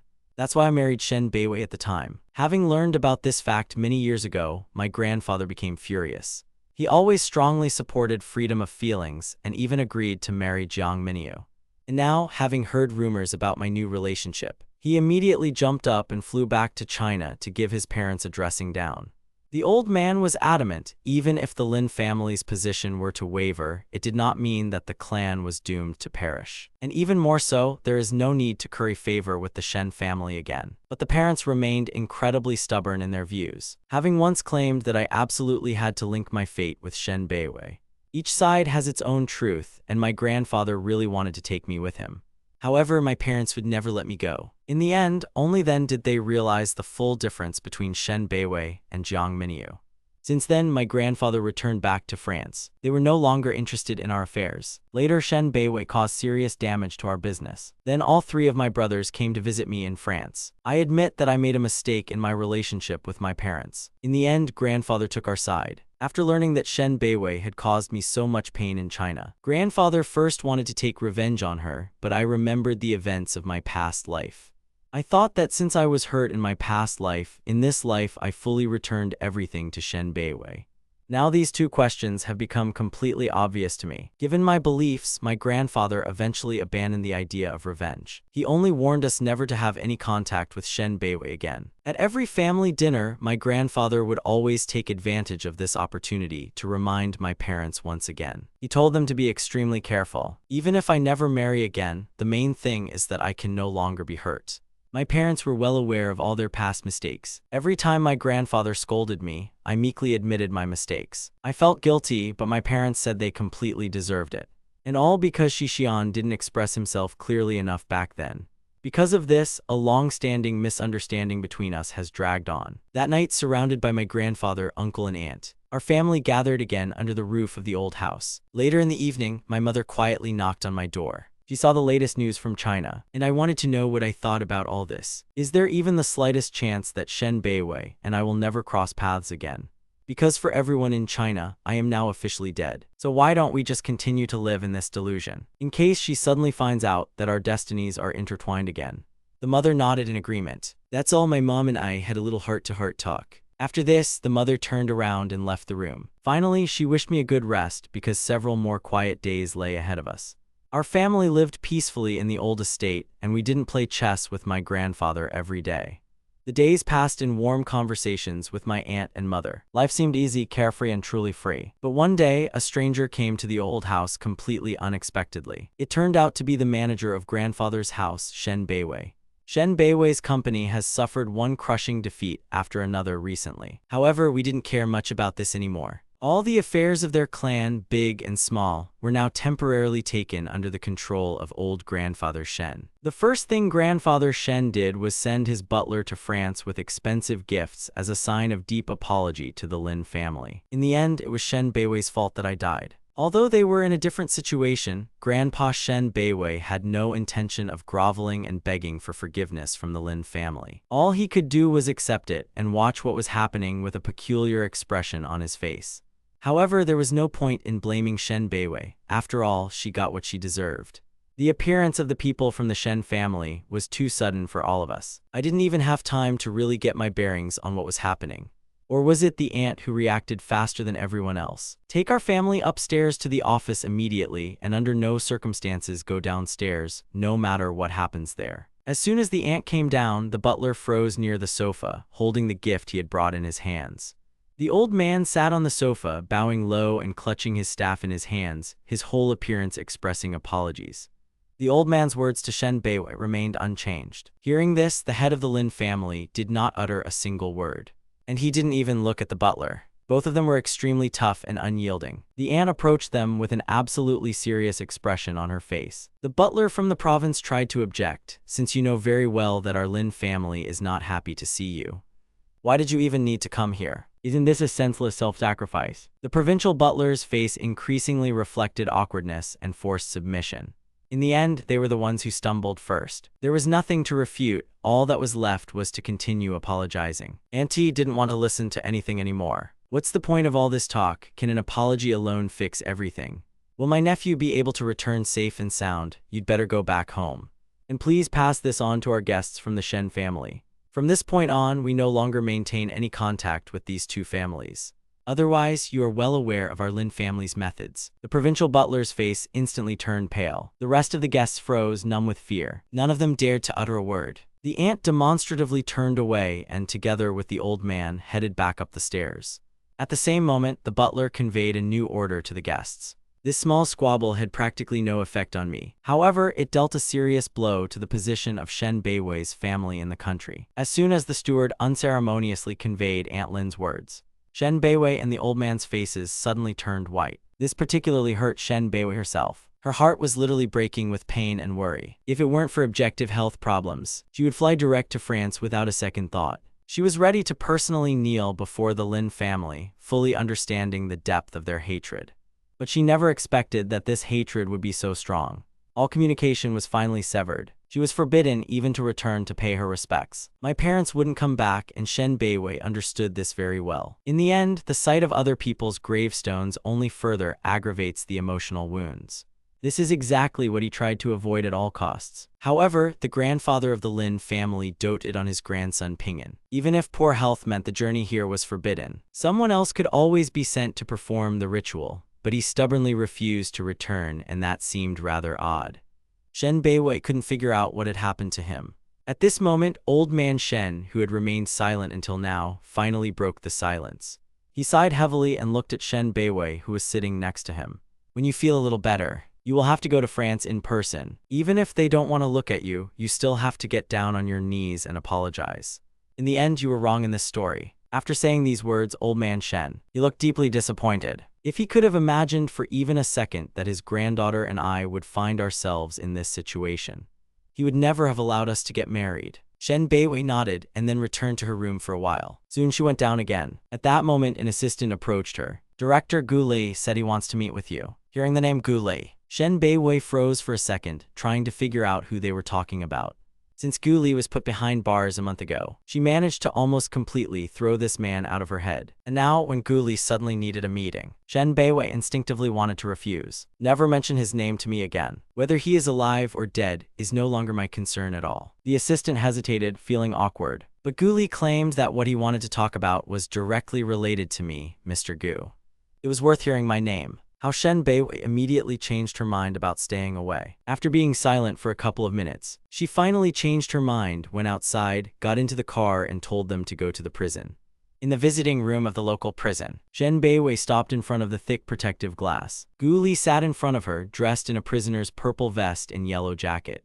His appearance made a depressing impression. Remembering his past habits, Gu Li always tried to look perfect to please others. But now there is no trace left of the former gloss. Shen Beiwei had no desire to engage in idle talk. She immediately asked Gu Li directly why he had sought this meeting. For a month of imprisonment, Gu Li managed to learn many harsh rules, and he no longer dared to do any stupid things. Then the cell door opened, and it turned out that Lin Pingyan was actually alive. Shen Beiwei's insides felt frozen, as if her bones were cracking from the cold. Gu Li continued to whisper something with his cracked lips. These words fell on her like a red-hot iron, piercing right through her. I myself held the urn with his ashes in my hands after he died. I personally accompanied Lin Pingyan's ashes all the way to the airport. I personally checked the authenticity of the death certificate and put my signature on it. How dare you even claim that he is alive? Shen Beiwei laughed nervously. There was a distinct tremor in her laughter. Compared to the shock Shen Beiwei experienced, Gu Li himself looked surprisingly calm. I have a friend who works at the airport, and during his recent visit here he told me something. He reported that on the very day Lin Pingyan's plane crashed, a man with exactly the same first and last name, and even outwardly indistinguishable from himself, who bought 3 tickets to France at once. The night before, after receiving permission from the police, Gu Li took out the printout his friend had given him, and placed it right in front of Shen Beiwei. The face on the paper was exactly the same as mine. He was stabbed in exactly the same place. I don't admit my guilt, and Shen Beiwei also refuses to admit his mistakes. We were the perfect couple. He knew me better than anyone else. Shen Beiwei couldn't stay still any longer and suddenly jumped up. He was immediately thrown out of prison. I got into the car and rushed to the airport, dialing his assistant's number on the go. He immediately got him a plane ticket to France. Now I'll go straight to him. I'll make him explain why he had to fake his own death. Why don't you just come back to me? He's eager to dump all the memories of those days on me. He wants me back at any cost. Enter into a new marriage with me and start everything from scratch. The plane broke through a thick layer of clouds. The airliner confidently cut through the sky. Finally, the landing gear touched down on the runway in France. This time it was Paris. It was raining heavily. My face turned pale with excitement. My fingers clenched into fists. I just went out for a walk with friends. Who knew that everything would turn out like this? And then I heard this painfully familiar voice. How many times have I heard the grinding of metal during accidents and felt the breath of danger? A car rushed past at full speed. I didn't want to hear Shen Beiwei's voice anymore. The final point was made between us, and I didn't want to see him again. I have no idea where he got the information that I was alive.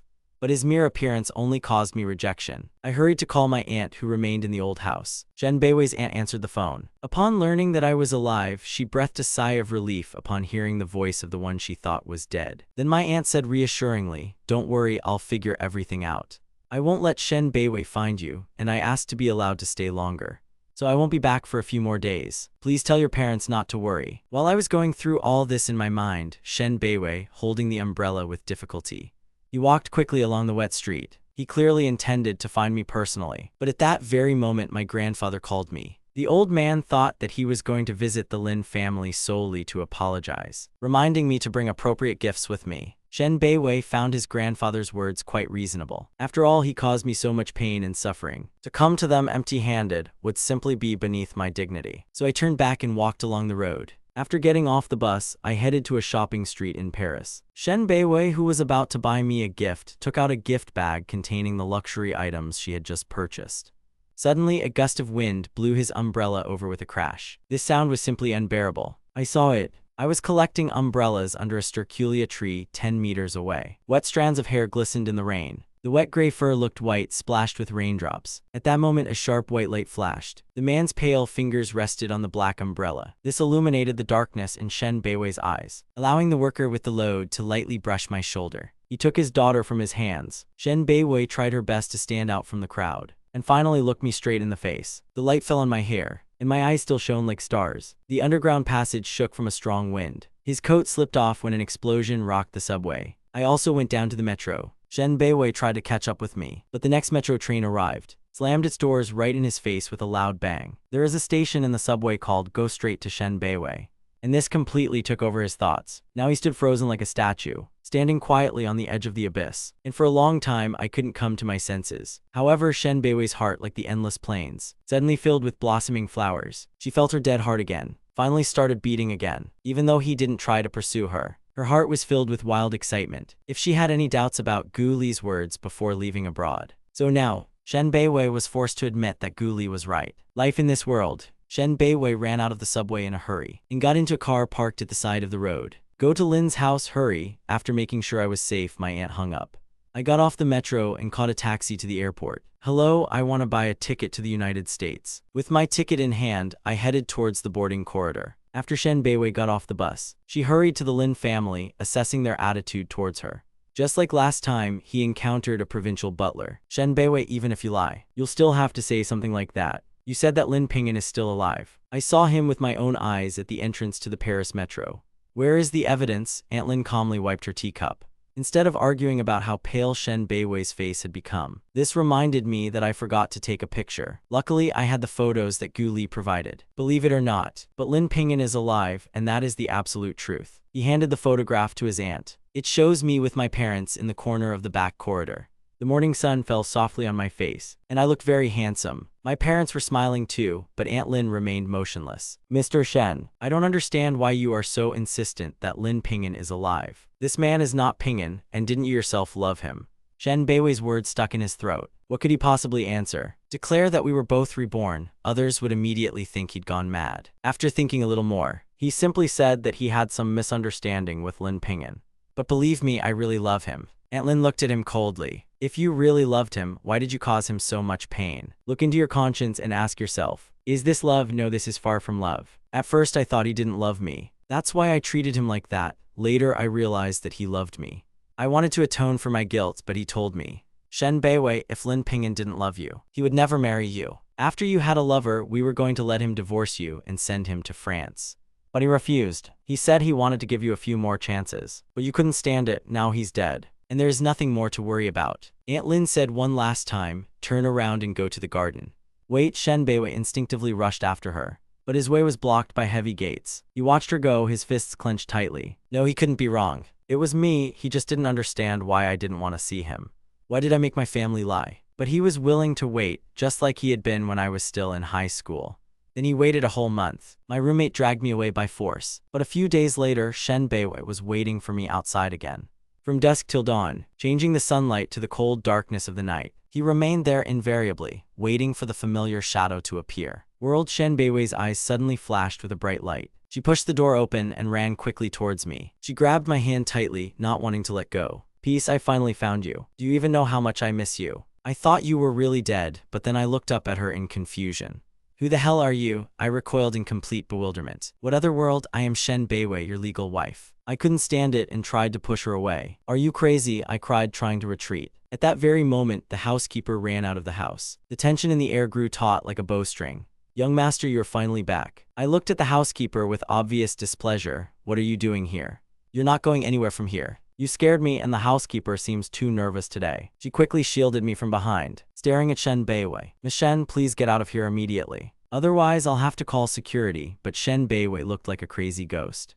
She completely ignored the housekeeper's warnings, and she tried with all her might to get behind me. Ping'an, it's me. Do you really not recognize me? This woman's behavior seemed wild and strange to me. Blocking her way, the housekeeper stood firmly in front of us. You clearly have the wrong address. This is not Ping'an at all. This young man is the son of the great Lady Lin Yanli. These words struck me like a bolt from the blue, causing a stunned Shen Beiwei to sink into a chair. What do you say to that? The housekeeper asked sternly, looking down at her. I sighed heavily and in confusion at the absurdity that was happening. Young Master Lin and Ping En are brothers. Their resemblance in appearance is so striking that strangers constantly confuse them as twins. And as for that time when you saw a familiar silhouette at the airport, the person who had contact with Lin Ping En's parents in France was Master Yan Li. When Ping En went abroad, he was extremely worried about his parents who remained at home. That's why he asked Master Yan Li in China to look after them. And no matter how much you grieve over the loss of Lin Ping En, you can't just rush into anything. No, it's not like that, it's him, it's definitely Lin Ping En. He still has that same scar on his wrist that he got before I got to the hospital. Shen Beiwei categorically refused to believe what was happening. Sharply pushing the housekeeper away, she again tried to grab my hand, trying to pull up my sleeve to present irrefutable evidence. But I pulled my hand back in fear, not wanting to let her touch me. There was bright, blinding daylight all around. Lin Yanli raised her voice in anger and scolded her for her outburst. Are you even in your right mind? If you suffer from hallucinations, consult a doctor and don't throw a circus in my house. Housekeeper, are you going to stand until the evening? Call the appropriate authorities immediately to have her escorted out of here. Suddenly, there was a loud noise and a squad of strong bodyguards burst into the room. Receive clear orders to throw Shen Beiwei out. Shen Beiwei resisted with all her might, clinging to any opportunity. Her eyes were filled with unbearable pain and longing for our common world. Lin Yanli's gaze remained icy and unyielding. Under her leadership, Shen Beiwei was roughly pulled away from me. Immediately after that, she took out her phone to contact me. Upon receiving the news that Shen Beiwei had finally been sent out, I thanked Lin Yanli over the phone with relief. Thank you very much for your help and the inconvenience caused. At first, I sincerely hoped that, after my aunt's intervention, Shen Beiwei will finally believe in my death, and she will never come near me again, but I never expected such manic persistence from her. After spending several days at the gates of the old Lin mansion, she flatly refused to leave. We simply had no choice but to use our cousin for the prank.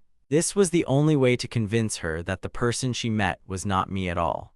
But it looks like our plan worked flawlessly, Lin Yanli replied. Several calm days passed. There was no further news or attempts to trace the Lin family from Shen Beiwei. Meanwhile, in a luxurious Parisian villa, Shen Beiwei silently looked at the documents laid out in front of her. Her face suddenly turned pale with shock. How was this even possible? Could it be that she really made a mistake and mistook someone else for me? Even though she only had one eye left, Shen Beiwei was absolutely certain that she saw me. The very same person and not some extraneous double. But why did the guy react so strangely at that crucial moment and turn out to be completely different? Did I really burn to death in that terrible plane crash? Or was the world around her simply mocking her with cruel hallucinations all this time? Shen Beiwei's gaze slowly dimmed, sinking into the abyss of despair. At this point, the silence was broken by a cautious knock on the door of her office. Mr. President, you have unexpected visitors. Shen Beiwei frowned in confusion. She simply had no acquaintances in France who would need to visit her. Slowly walking down the grand staircase, she happened to glance at the living room and noticed a painfully familiar silhouette. For a second, she thought she was delirious again when she heard footsteps. The man sitting on the sofa rose to his feet and looked straight at her. At that moment, Shen Beiwei laughed bitterly and hysterically to herself. Well, of course, this is another mocking game of her inflamed mind. After all, standing in front of her was the same guy whom they had mistakenly taken for Lin Yanni on the day of the scandal. Noticing Shen Beiwei descending, the guest politely rose to greet her. Miss Shen, I must admit, we were quite harsh last time. Therefore, I have come to sincerely apologize to you for that incident. Shen Beiwei shook her head in confusion, not knowing what to say. That day was full of madness, and I behaved inappropriately. In fact, it is not you who should apologize to me. They exchanged a couple of polite and cold phrases. Shen Beiwei cautiously asked Lin Yanni about the real purpose of his visit. Lin Yanni froze in utter amazement upon hearing this. And with this, the convoluted story came to its dramatic conclusion. He gave me a voice recording that contained a few words especially for you. Lin Yanli squatted down in front of me, looking closely at Shen Beiwei's faded face. So do you want to listen to this recording right now? Shen Beiwei's mansion still stood motionless in its original location. Zhang Yindi silently nodded in agreement. A moment later, the man took out his phone and played an audio file. After a short pause with characteristic interference and air noise, the speaker played a painfully familiar voice. Shen Beiwei, by the time you hear these words, I will most likely no longer be alive. I know very well that you've been reborn, and yet I don't understand why you stubbornly refuse to confess to me, causing me unbearable pain again and again. Before, I always doubted whether that person truly loved me, but now I don't care at all. After all, my life is coming to an end. I am truly sorry for everything that happened between us in the past, because then I behaved too waywardly. You said that you didn't like me and that I only brought you a lot of suffering. Perhaps I really did deserve such a bitter fate. This time I sincerely wanted to atone for all my past sins. I love you madly, but you demonstratively reject any attempt I make to atone. However, I am not offended by the pain you caused me. Just accept this inheritance as my final compensation. Shenbeiwei's lips parted slightly in a daze. There will be a tidy sum of 20 million left in your accounts so that you can live a normal life in the future. Please don't stop developing yourself for my sake. If we have any future, it will definitely be apart. We will never meet again. Maybe we just weren't right for each other from the start. This voice recording dragged on painfully long. It seemed like it would never end. Shenbeiwei forced himself to speak with difficulty. Could you please forward this recording to my phone? In the gathering twilight, the guest merely nodded silently. And before finally dissolving into the evening mist, Shenbeiwei sent me a reply message, as if responding to a message from the other world from myself. Left alone in the gathering twilight, Shenbeiwei sank down exhausted onto the cold floor, playing this short, poignant audio recording over and over again. Live well and don't dare get stuck in one place because of me. We really aren't right for each other. Are we really not a couple? After all, we loved each other so desperately. But for some reason, time after time, they irrevocably lost each other along the path of life.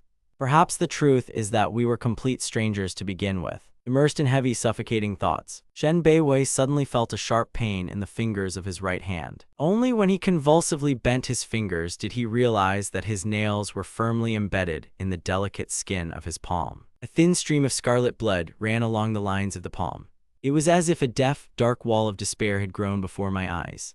Meanwhile, outside the window, the mournful rain suddenly stopped. Cold dampness seeped through the smallest cracks in the window frames, like a bony hand reaching straight out of the underworld, as if wrapping everything that was left in a shroud, slowly and mercilessly tightening the vice around me. Every part of my being is imprinted in different corners of my memories. Here I am in high school, carefree, playing basketball with my classmates. But here I am in a formal suit at my college graduation, eagerly waiting for him to approach me. In that moment when I hugged him tightly right after my rebirth. Finally, my eyes went blank, losing all interest in what was happening. I walked down the airport corridor, demonstratively turning my back to him. World, I'm sorry, but I can't do this anymore. He stared blankly into space, and Shenbeiwei, with his eyes closed, seemed like just my own shadow. How can he now exist in this world without me? He slowly and limply lowered the phone onto the table, clutching his head in his hands and huddled in the darkest corner of the room. Outside the window, thunder rumbled, drowning in the impenetrable darkness of the night. Shenbeiwei suddenly clearly heard a cry of pain stuck in his throat, like a chamber suffocated in a thick veil of smoke. The rain pounded all night, but when the first rays of dawn touched the clouds, the downpours dispersed. The broad leaves of the street tunnel were completely covered with fallen leaves. One of the dry leaves fell quietly right onto his eyes, dry from tears. As Shenbeiwei's plane cut through the thick clouds again, I finally heard the last message that Shenbeiwei transmitted through Lin Yan. World, I have no idea if you can hear me up there in heaven, but I still owe you my most sincere apologies. I too was reborn again and I love you madly. Only now it brings only unbearable, soul-rending pain. I loved you for so long, why didn't you ever look at me with tenderness? At first, after listening to Gu Li's advice, I decided to act coldly and distantly towards you. I desperately wanted you to understand from your own experience how much my love means to me. I waited for you to bow before me first, but suddenly you too were reborn. And I swore to myself that you would treat me perfectly. That's exactly what I thought then, wanting to check how deep and sincere your feelings for me are. And that's why I just couldn't stop hurting you so badly again and again. Gu Li was not my true lover at all. He turned out to be just an actor I hired for this role. I couldn't even imagine that he would go so far and treat you so meanly. That is why I did not hesitate to send him to jail with my own hands. He is destined to rot in prison for the rest of his days. In your farewell letter, you reproached me for having forgotten how to live on. But am I capable of forgetting you? There were times when I seriously considered dying with you, but I was afraid that in the next world you would refuse to accept me. That's why I force myself to live correctly and with dignity, to atone for all your sins, to take care of your elderly parents, about all your faithful friends, and about that very favorite rose in your garden, and about your deeply respected grandfather. And when I finally finish all these unfinished business on Earth, I will definitely come to you. I hope you will give me a chance to make things right. World, I love you madly, and with all my heart I apologize for everything. And if there really is some kind of afterlife, please don't ever meet me again, Kaka. With a trembling hand, I carefully locked the screen of my phone. At that moment, my heart was breaking with heavy, intertwined emotions. My nose stung unbearably from the tears that were welling up, as if from a caustic acid.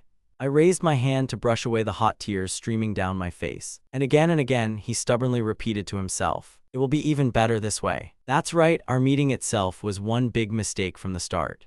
If so, then the best ending for our story would be mutual liberation. Shen Beiwei, I will definitely do exactly as you wish. I will never cross paths with you again in my life. Let's just let each other go. And we will never see each other again.